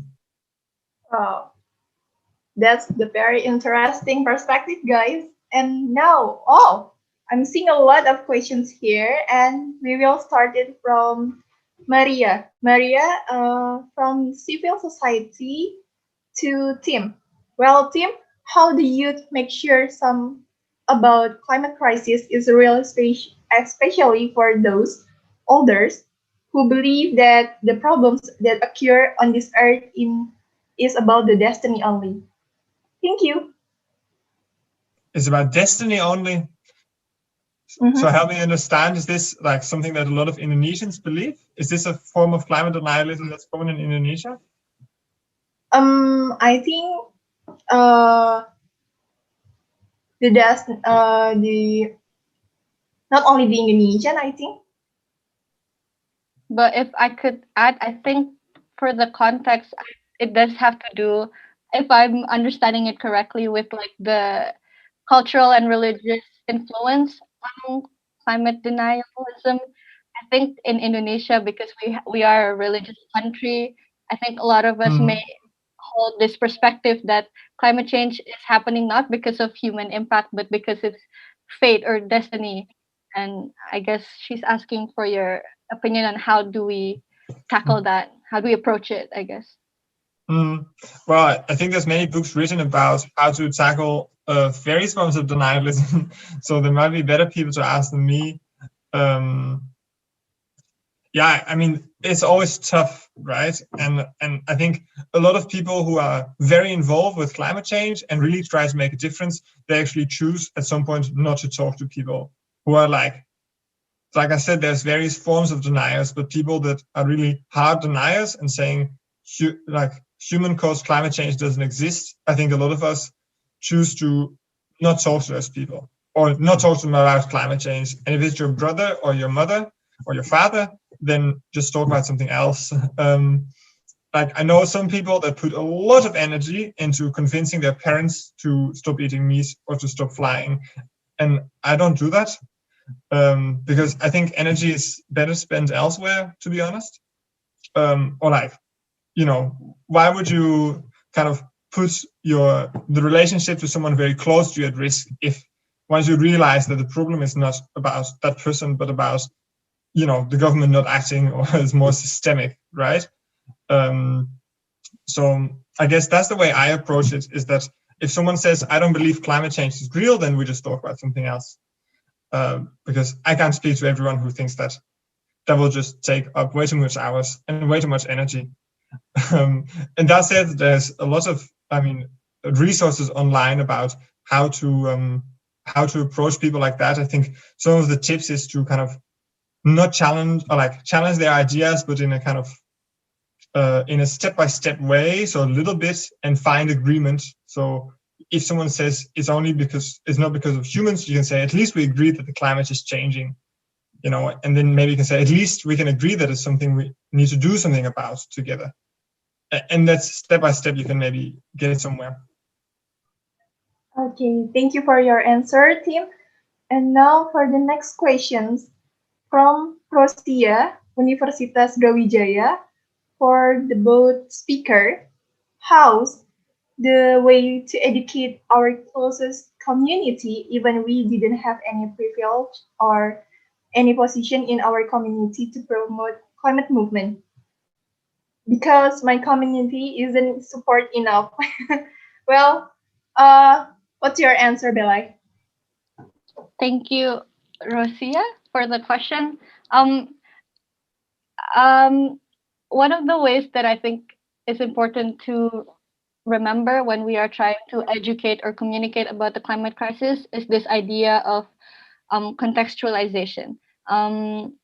everyone has different backgrounds, different priorities, and we resonate with different things. And in that sense, we approach the climate crisis in a different way and different understanding. So what I like to do is remember that we can't approach it the same way. So when we're communicating to a certain group of population, we have to resonate with what's important for them. And the best example I can give is when I did a short presentation about the climate crisis with a group of indigenous youth from West Kalimantan, and I was mentoring them at that time. And in order to help them understand the gravity of the crisis, I need to approach it in a way that they could understand and through the things that matter for them. So in this case, instead of talking about the chemistry of greenhouse gases on the atmosphere and ozone layer and melting ice in the polar caps and all that, I talked about instead how the climate change connects to the forests in their backyard.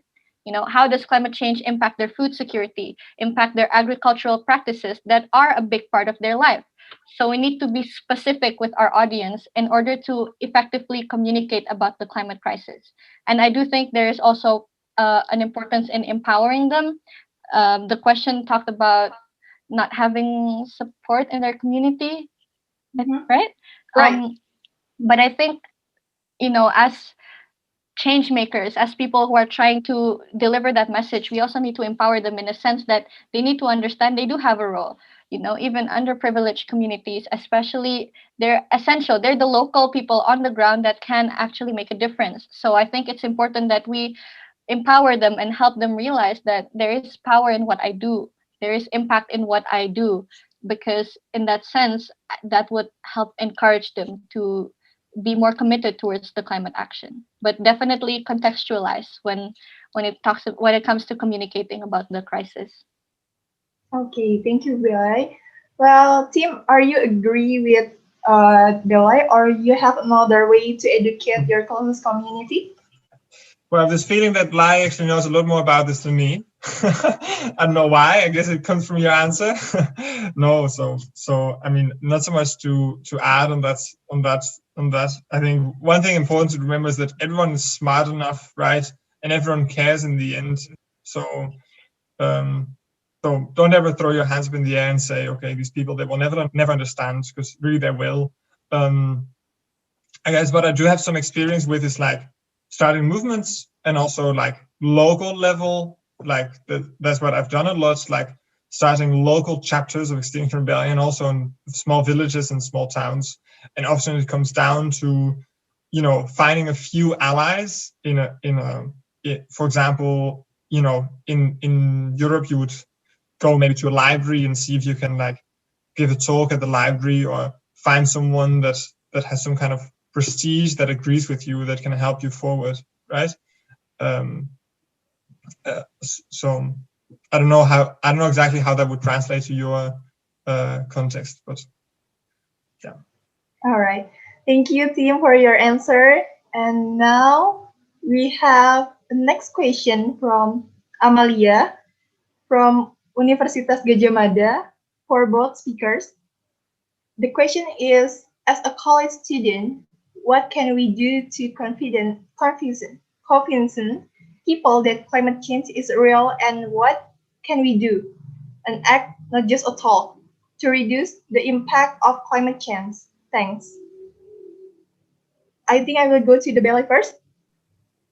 Thank you for the question. I think the best practice that we can do is lead by example.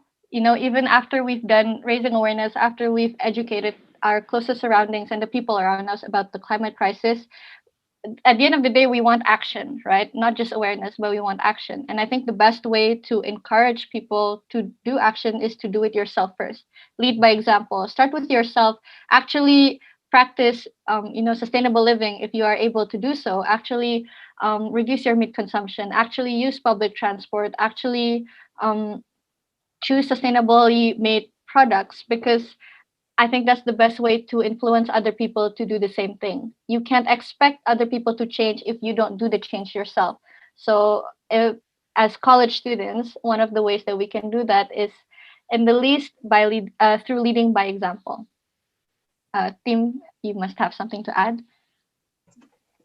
Well, I mean, at least in my experience in Europe or in Amsterdam, college can be a great, like really a great birthplace for all kinds of environmental action, because that's where people come together that are young, that are idealistic, that maybe also have the time and the ideas to change something.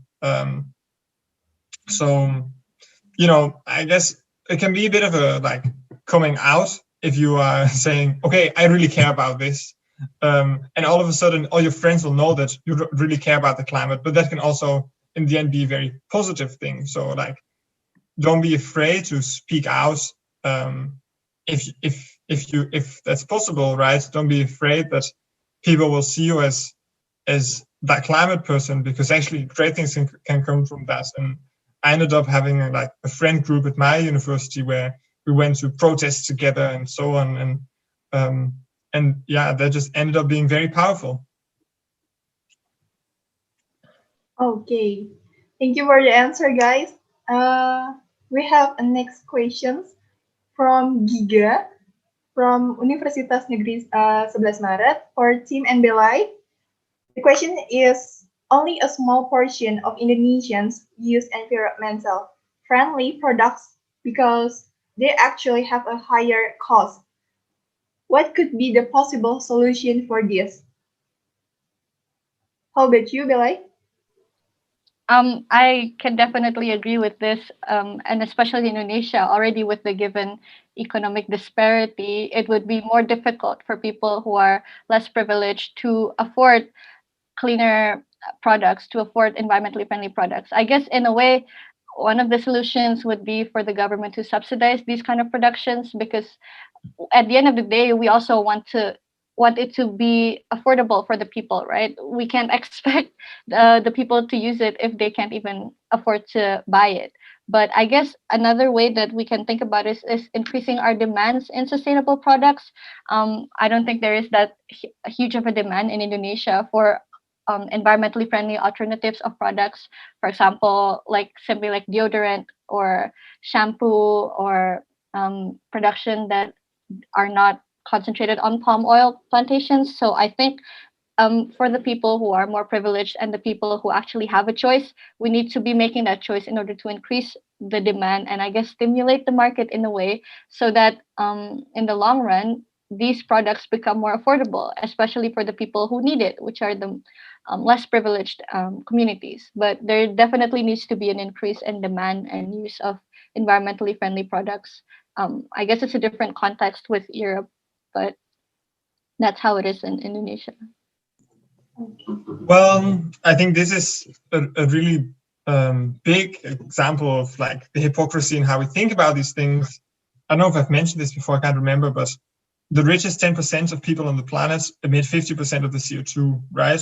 And yet we think of the rich people with their, like in Europe, it's like electric car, I guess is the prime example, that rich people can afford an electric car and pretend they're very, they're very, it's very good for the climate.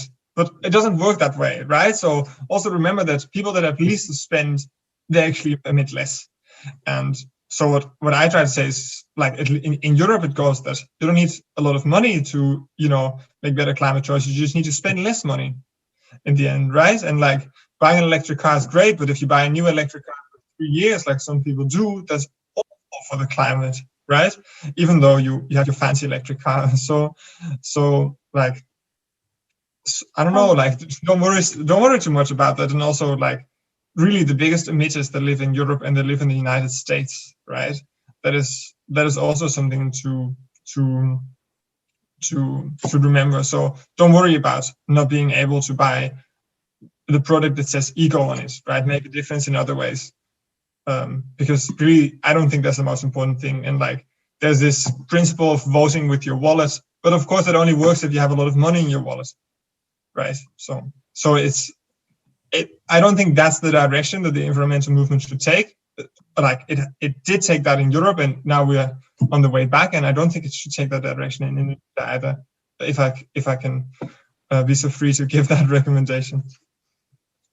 Okay, thank you for the answer from Tiem and Belai.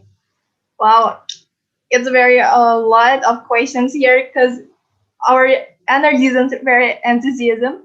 And now the next question is from Anis from Universitas Negeri Semarang. For both of you, what do you think about alternative trend of using metal straws?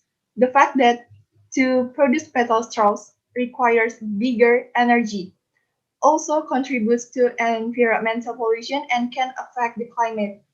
What do you think, Belai?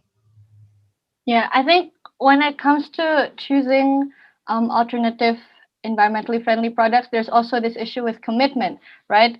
For example, with plastic bags, if we decide to buy a tote bag, we need to be using it at least, for example, 100 times in order to have a greater impact towards the environment rather than using a plastic bag, something like that. And the same goes with metal straws as well. There's no point in just buying more and more metal straws if we're not going to use it, and if our usage of it does not what would you say is not more than our, it does not replace our use of plastic straws in a sense. So there also is this um, idea of commitment and committing into what we are investing in. So when it comes to um, reusable straws, metal straws, tote bags, all of these alternatives, we also need to remember that we need to be committing to using these in order to actually get the environmental benefit from it. Okay, how about you, Tim? Do you have any answer? Because the easiest thing would be to not use any straws, even though I don't know if it's possible to drink lapa if you don't have a straw. But yeah, I think these kind of recommendations, they have come under, like, the straw thing has come under most criticism in Europe because it's such a like tiny thing, right? And with the giant scale of the problems that we would have to worry about as straws, of course, you know, yeah, I don't know. I think this is like a symptom of the fact that what looks awful is the turtles with straws in their nose, right? And we've seen these pictures, or at least in Europe, we see these pictures. But even though that's awful, that's not the biggest problem we have, actually. So yeah, I think just like the last answer, like try to buy less if you can. Yeah, and like some nice analysis of the ups and downs of buying plastic things or reusable things.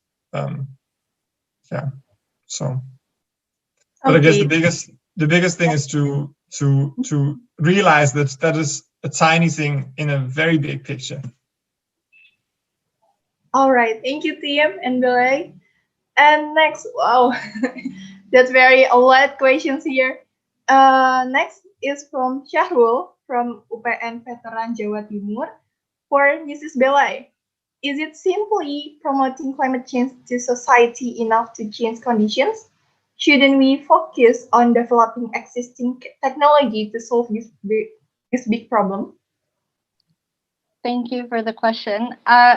Yes, I agree that, again, when we talk about promoting climate change to society, there is a huge factor that we can play with awareness and education, but at the end of the day, that's not enough if we don't do something about it with the knowledge and information that we are sharing, right? So we need to be turning these awareness into actions. And I agree with what you suggested with developing existing technology. I think in Indonesia, it goes both ways. I guess for the society, there are things that the society demand that the government has not given. For example, in terms of infrastructure, you may, as an individual, want to reduce your carbon footprint by using public transport or by walking to nearby places. But sometimes our infrastructure doesn't support that. In Indonesia, I live in Bogor, and sometimes I want to walk from, let's say, Kebun Raya to Botani or something like that. But if for those of you living in Bogor, you might realize that there is no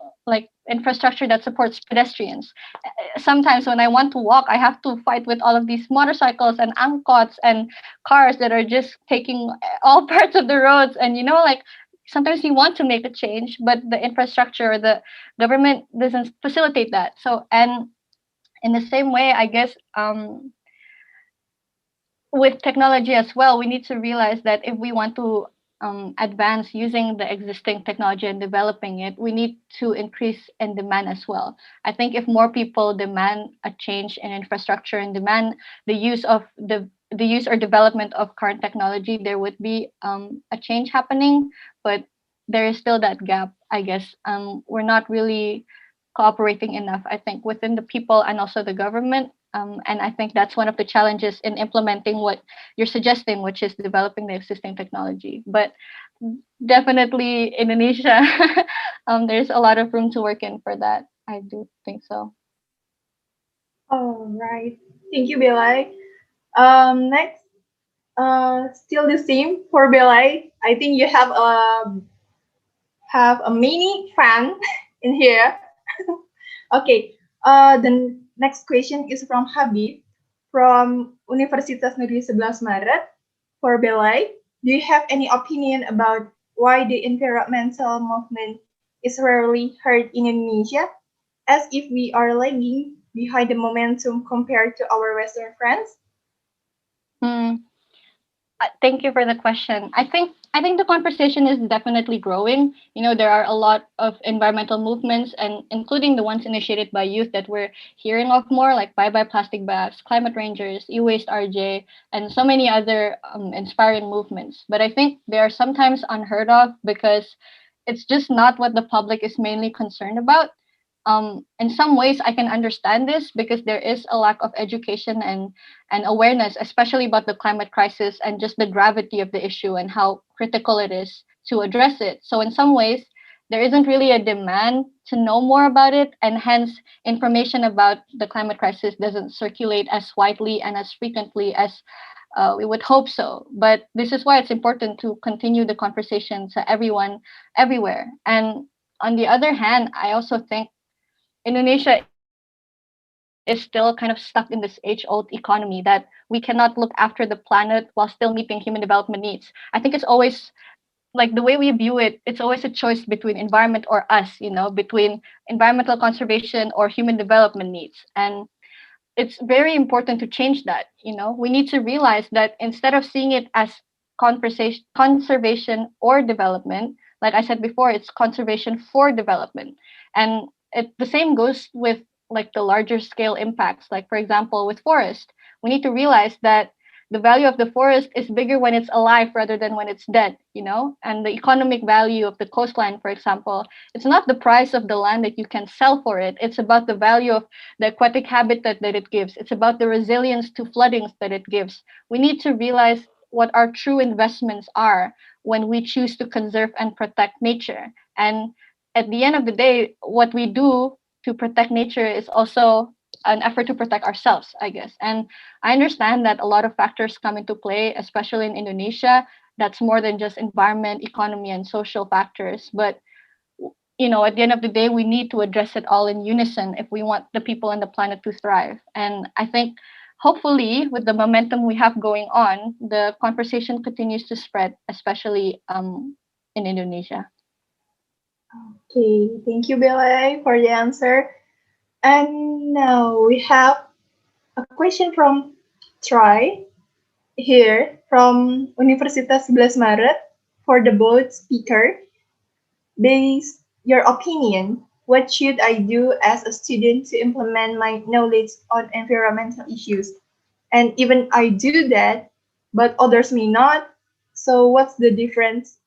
And how, if what you say can be accepted by others? How about you, Tiem? So if you know something about the environment, how to actually use the knowledge? Is that a question? Am I understanding that correct? Yes. Yeah. Well, okay. I think one thing I would say is to be effective, we need to make things political, right? And that can be very easy. Like, if I choose to do something very simple, like take the train instead of a car, right? It's just me who does it.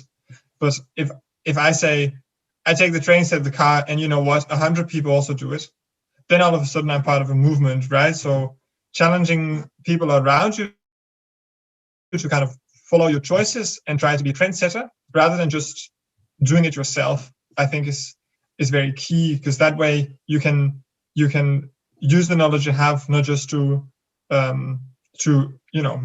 make your own, make a difference in your own life, but also to challenge other people to do the same. And that's one very important thing we need to do. yeah, and then I mean there's a lot of initiatives of like spreading the word and making sure this awareness and this information spreads. So I don't know any specific things, but if you realize that the knowledge you have or the realizations you've come through are so valuable, then of course it follows that you need to inform other people also. Okay. How about you, Belai? Do you have another way to implement that? I agree with what Team said, and especially about the trendsetter point. I think in Indonesia we know how to make things viral, like at least within the community. We have all of these funny videos or silly challenges or whatever, like through our different platforms like TikTok, Instagram, Snapchat, Twitter, all of that. Utilize that. As young people, we are the ones that know best how to use it, how to um, effectively set a trend, I guess. So in a way, something that we could try and do is to make climate movements viral, make them a trend. So like Tim said, it's about challenging the people around us to also follow what we do, join in the movement. And I think for young people in Indonesia, there is always this gengsi factor. I don't know the word for it in English, but a lot of young people mungkin ngerasa gengsi, like I don't want to be different. Maybe it's weird if I choose to not say I don't want to, if I choose to say I don't want a straw or something like that in a circle of environment that where people don't really care about their impacts towards the environment. But I guess one way we can something we can try and utilize is using the platforms that we have to set that trend, to make it cool or to make it mainstream for us to be kind to the planet and do good things for the environment, because I think there is power in that. So hopefully it's a cool thing, to be part of the climate movement, and I hope a lot of young people begin to realize and feel that as well. Well, that's very interesting answer. Maybe the young people must decrease the selfishness to make a cool content or a trend in this field. And now, I hope this is the last questions, guys. Well, there's a question from Sherina from Universitas Negeri 11 Maret. For both of you, do you have Oh no. Do you think that the climate crisis can be stopped by controlling the population growth? I think I will go to the team first. Population growth. So at least in European climate movement, this has become kind of a taboo, actually. There used to be especially big NGOs that talked a lot about population growth, but nowadays we've realized that where is population growth happening, right? It's not in Europe in any case, right? It's in the global south, it's in the poorer countries of the world, right? So if I say we need to, population growth is a solution, that would actually mean that I'm telling other people they should have less kids. I'm not telling people in Denmark, right? I'm telling people in Indonesia. I'm telling people, I know how, I think in Indonesia the population is still increasing, but I'm telling people on the other side of the world. So this I don't want to do. And the second realization we've had is that, like I said, 10% of the richest people, they emit 50% of the CO2, right? And the places where there's actually population growth are not the places where people emit a little, they're not the places where people emit a lot of CO2. So all those extra people, they, matter a lot less than one extra American, or they matter a lot less than people here buying all their cars. So no, I don't think it would be the thing that I would focus on. I would focus much more on putting planetary health above economic growth, and on redistributing wealth. Right, I think this is much more important than just the number of people on the planet. Okay. Is there another opinion about this, Belai? As we know that the Indonesia has a higher population in the world, the one. Yeah. How about you? I share the same views as Team, actually. So I think there is justification for the argument, which is basically saying the more people there are, the less room there is for everything else. More people means increase in demands and use of resources, and you can essentially get more by sharing equally between less people, right? And I've read studies that show there is an impact in managing or controlling population growth towards our carbon emission. But however, this justification still comes back to our concern of what is humanity's impact on the planet and where are they coming from. And even though population growth is a factor, it's not the only one. And I think an even more important area to focus on is in fact consumption, or rather unsustainable consumption. And like Tim said, we need to be focusing on distributing our resources more equally, because I do think that the world probably has enough resources for everyone to live and to thrive. But unfortunately, these resources are not distributed equally, right? We see a small percentage of the population getting most of the resources. And this translates in the economic and education and just overall gap between social classes. So I think that for those of us who are more privileged and in a position to make a choice, then we need to be taking our steps to limit our own impact.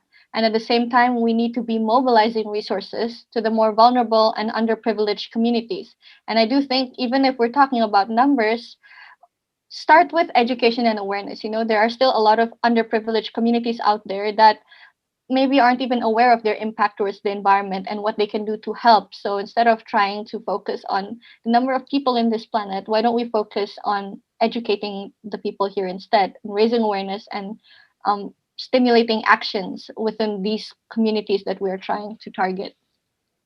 All right, thank you, Belai, for the answer, and Tiem. And now we already answer all questions. Thank you, Energizens, for the questions. There's a lot of questions. Wow, I'm so tired to read it. And now, all right. Now I will briefly summarize our discussion, Energizens. Energizens, do you realize it or not? Our Earth is not doing well. We are in an urgent situation called the climate crisis. Whatever we do, it will give an impact on climate change, getting worse or slowing it down. Well, we have a responsibility to take the challenge to be a part or an activist who cares about our future. Well, every day we make a choices. Get up or stay lying down, work or go to the park for a moment, stay as usual or take a challenge to be an activist of climate movement. And now for Tiem and Belai, can you give a closing statement to be a motivation for all youth, especially Indonesian, to increase their awareness of climate crisis? How about you, Tiem? So you can repeat the question? I didn't hear so well.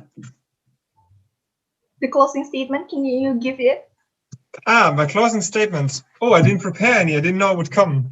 It doesn't matter.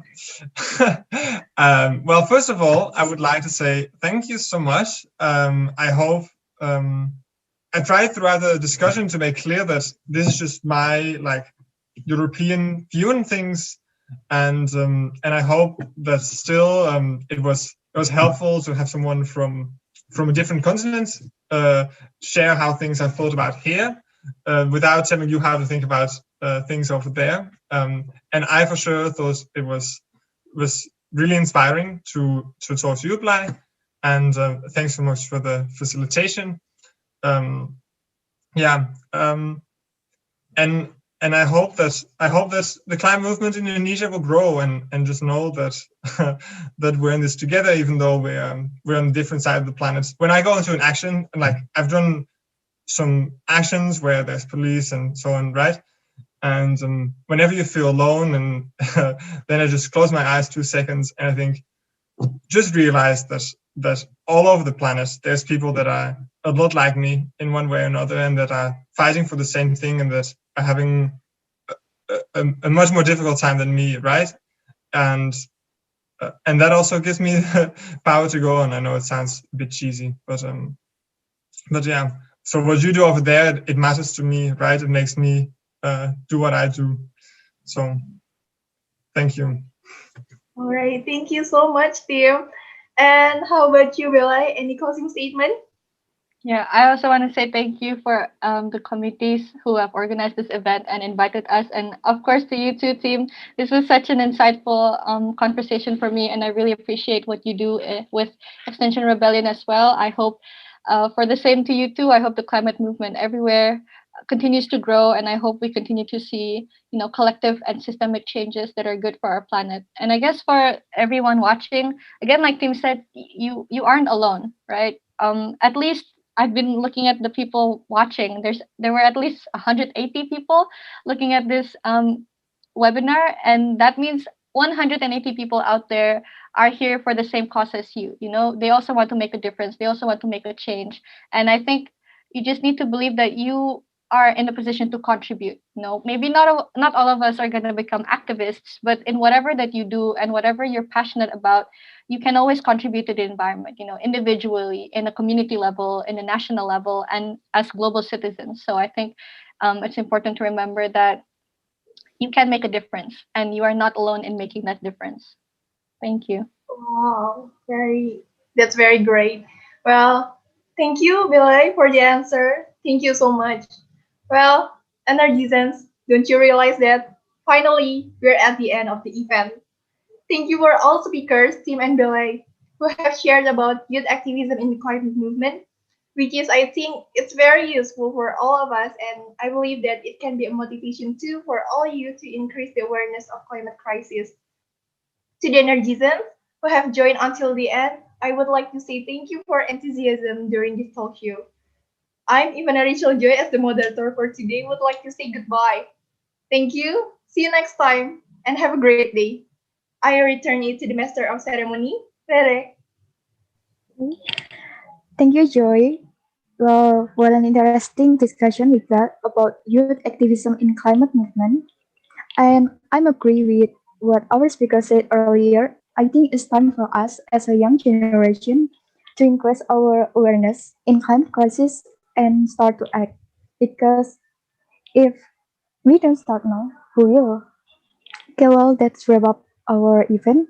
Once again, I inform to Energization, don't forget to fill the attendance link that is distributed by committee in the comment section. Well, that's wrap up our event. Thank you to Tim and Belai and to all participants for coming to webinar series and talk show of Climate Talk Day 1 by Society Renewable Energies plus Smart University. We hope you enjoy this event and it has been our pleasure to host this event. We look forward to seeing you at next day event. I wish you all a pleasant day and I'm Rere as a master of ceremony today. Say see you next day. 2020 has ended, but its problems have not. Mankind is still making Mother Earth a worse place than ever before, and the government is not doing enough for the environment. Global warming, pollution, when will this ever stop? We're in 2021. It's a new year, yet nothing changed. I must have been really naive to think 2021 would resolve these problems by itself. I realize it now. It's not up to the government to take action. It's up to us. Us who wanted a change for the better. Us who still wanted Mother Earth to be a wonderful place. It's up to us to have a climate talk. We are the ones who need to take action.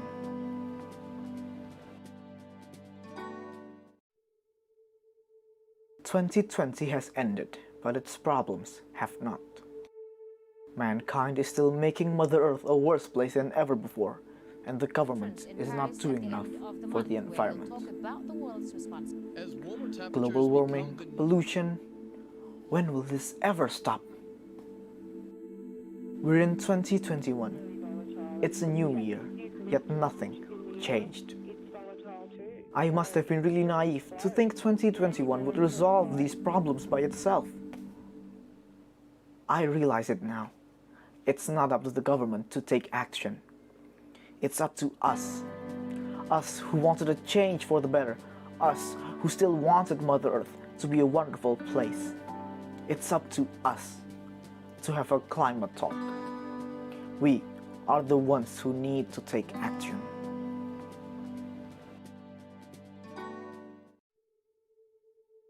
"2020 has ended, but its problems have not. Mankind is still making Mother Earth a worse place than ever before, and the government is not doing enough for the environment.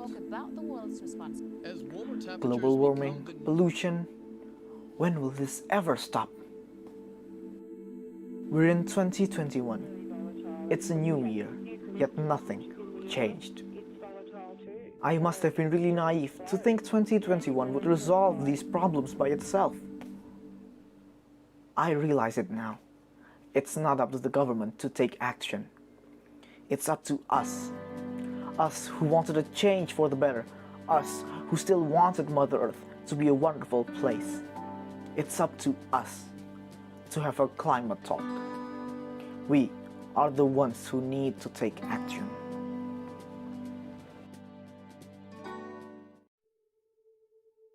"2020 has ended, but its problems have not. Mankind is still making Mother Earth a worse place than ever before, and the government is not doing enough for the environment.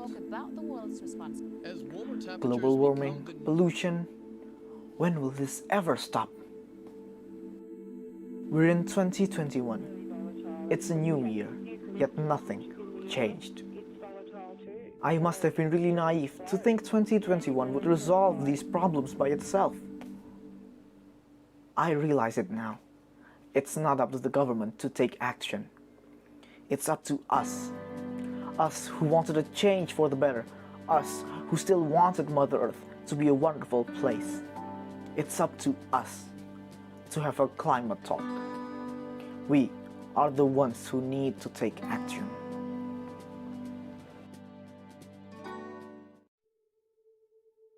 "2020 has ended, but its problems have not. Mankind is still making Mother Earth a worse place than ever before, and the government is not doing enough for the environment. Global warming, pollution, when will this ever stop? We're in 2021. It's a new year, yet nothing changed. I must have been really naive to think 2021 would resolve these problems by itself. I realize it now. It's not up to the government to take action. It's up to us. Us who wanted a change for the better. Us who still wanted Mother Earth to be a wonderful place. It's up to us to have a climate talk. We are the ones who need to take action.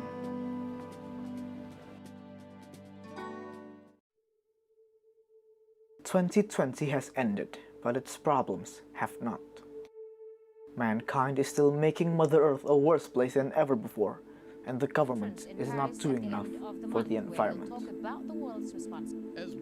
Global warming, pollution, when will this ever stop? We're in 2021. It's a new year, yet nothing changed. I must have been really naive to think 2021 would resolve these problems by itself. I realize it now. It's not up to the government to take action. It's up to us. Us who wanted a change for the better. Us who still wanted Mother Earth to be a wonderful place. It's up to us to have a climate talk. We are the ones who need to take action.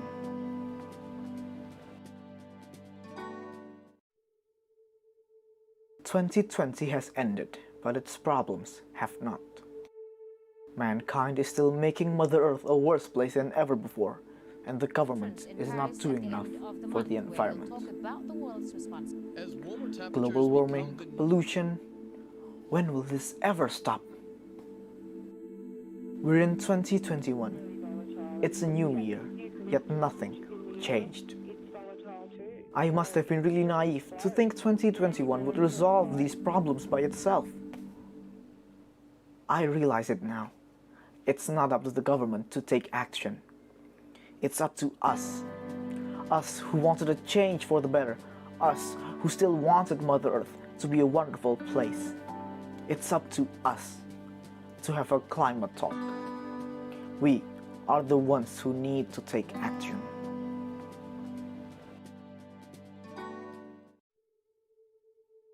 "2020 has ended, but its problems have not.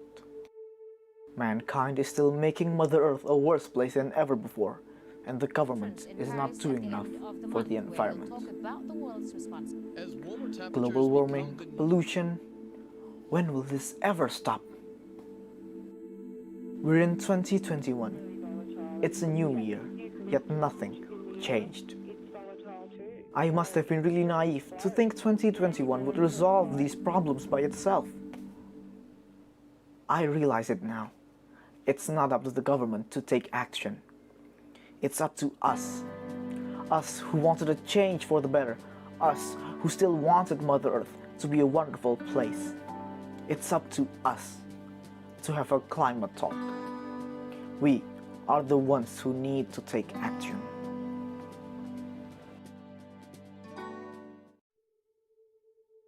"2020 has ended, but its problems have not. Mankind is still making Mother Earth a worse place than ever before, and the government is not doing enough for the environment.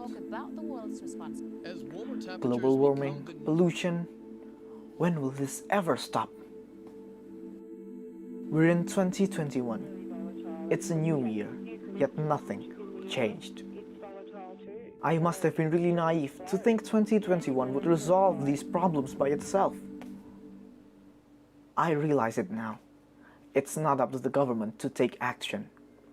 It's up to us. Us who wanted a change for the better. Us who still wanted Mother Earth to be a wonderful place. It's up to us to have a climate talk. We are the ones who need to take action.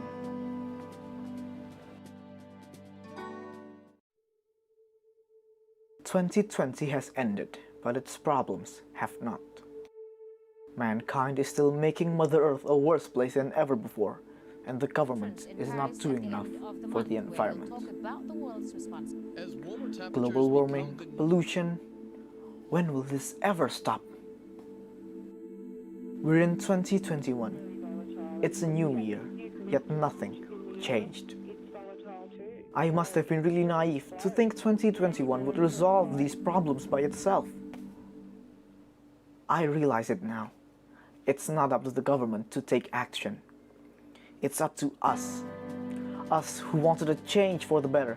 Us who still wanted Mother Earth to be a wonderful place. It's up to us to have a climate talk. We are the ones who need to take action.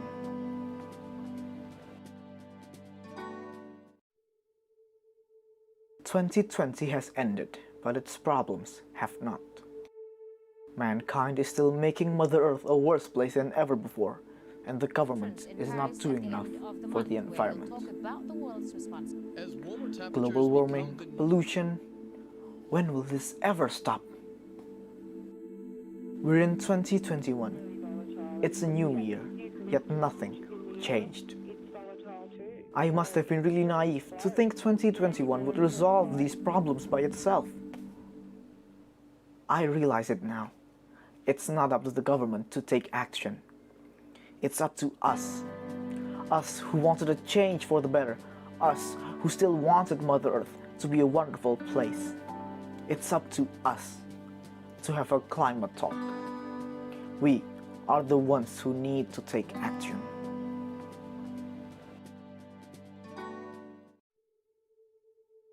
"2020 has ended, but its problems have not. Mankind is still making Mother Earth a worse place than ever before, and the government is not doing enough for the environment. Global warming, pollution, when will this ever stop? We're in 2021. It's a new year, yet nothing changed. I must have been really naive to think 2021 would resolve these problems by itself. I realize it now. It's not up to the government to take action. It's up to us. Us who wanted a change for the better. Us who still wanted Mother Earth to be a wonderful place. It's up to us to have a climate talk. We are the ones who need to take action.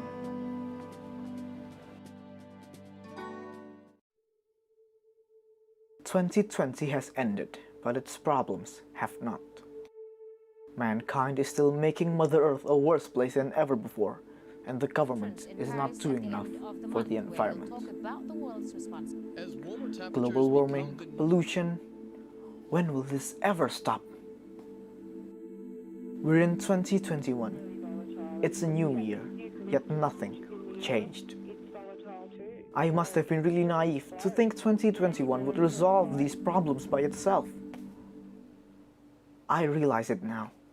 It's not up to the government to take action. It's up to us. Us who wanted a change for the better. Us who still wanted Mother Earth to be a wonderful place. It's up to us to have a climate talk. We are the ones who need to take action.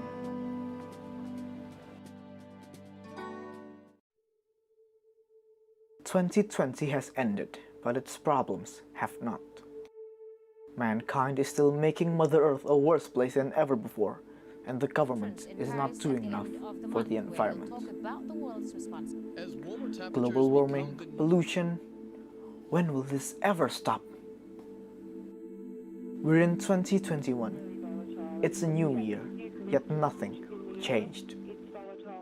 I must have been really naive to think 2021 would resolve these problems by itself. I realize it now. It's not up to the government to take action. It's up to us.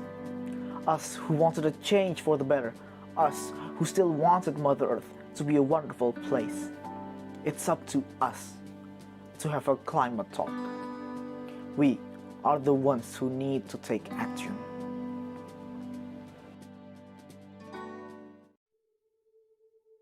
"2020 has ended, but its problems have not. Mankind is still making Mother Earth a worse place than ever before, and the government is not doing enough for the environment. Global warming, pollution, when will this ever stop? We're in 2021. It's a new year, yet nothing changed. I must have been really naive to think 2021 would resolve these problems by itself. I realize it now. It's not up to the government to take action. It's up to us. Us who wanted a change for the better. Us who still wanted Mother Earth to be a wonderful place. It's up to us to have a climate talk. We are the ones who need to take action.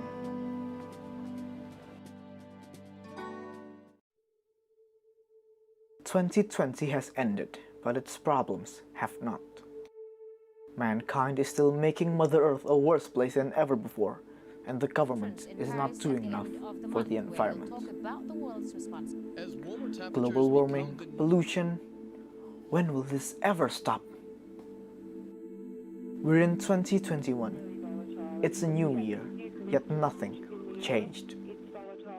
I must have been really naive to think 2021 would resolve these problems by itself. I realize it now. It's not up to the government to take action. It's up to us. Us who wanted a change for the better. Us who still wanted Mother Earth to be a wonderful place. It's up to us to have a climate talk. We are the ones who need to take action.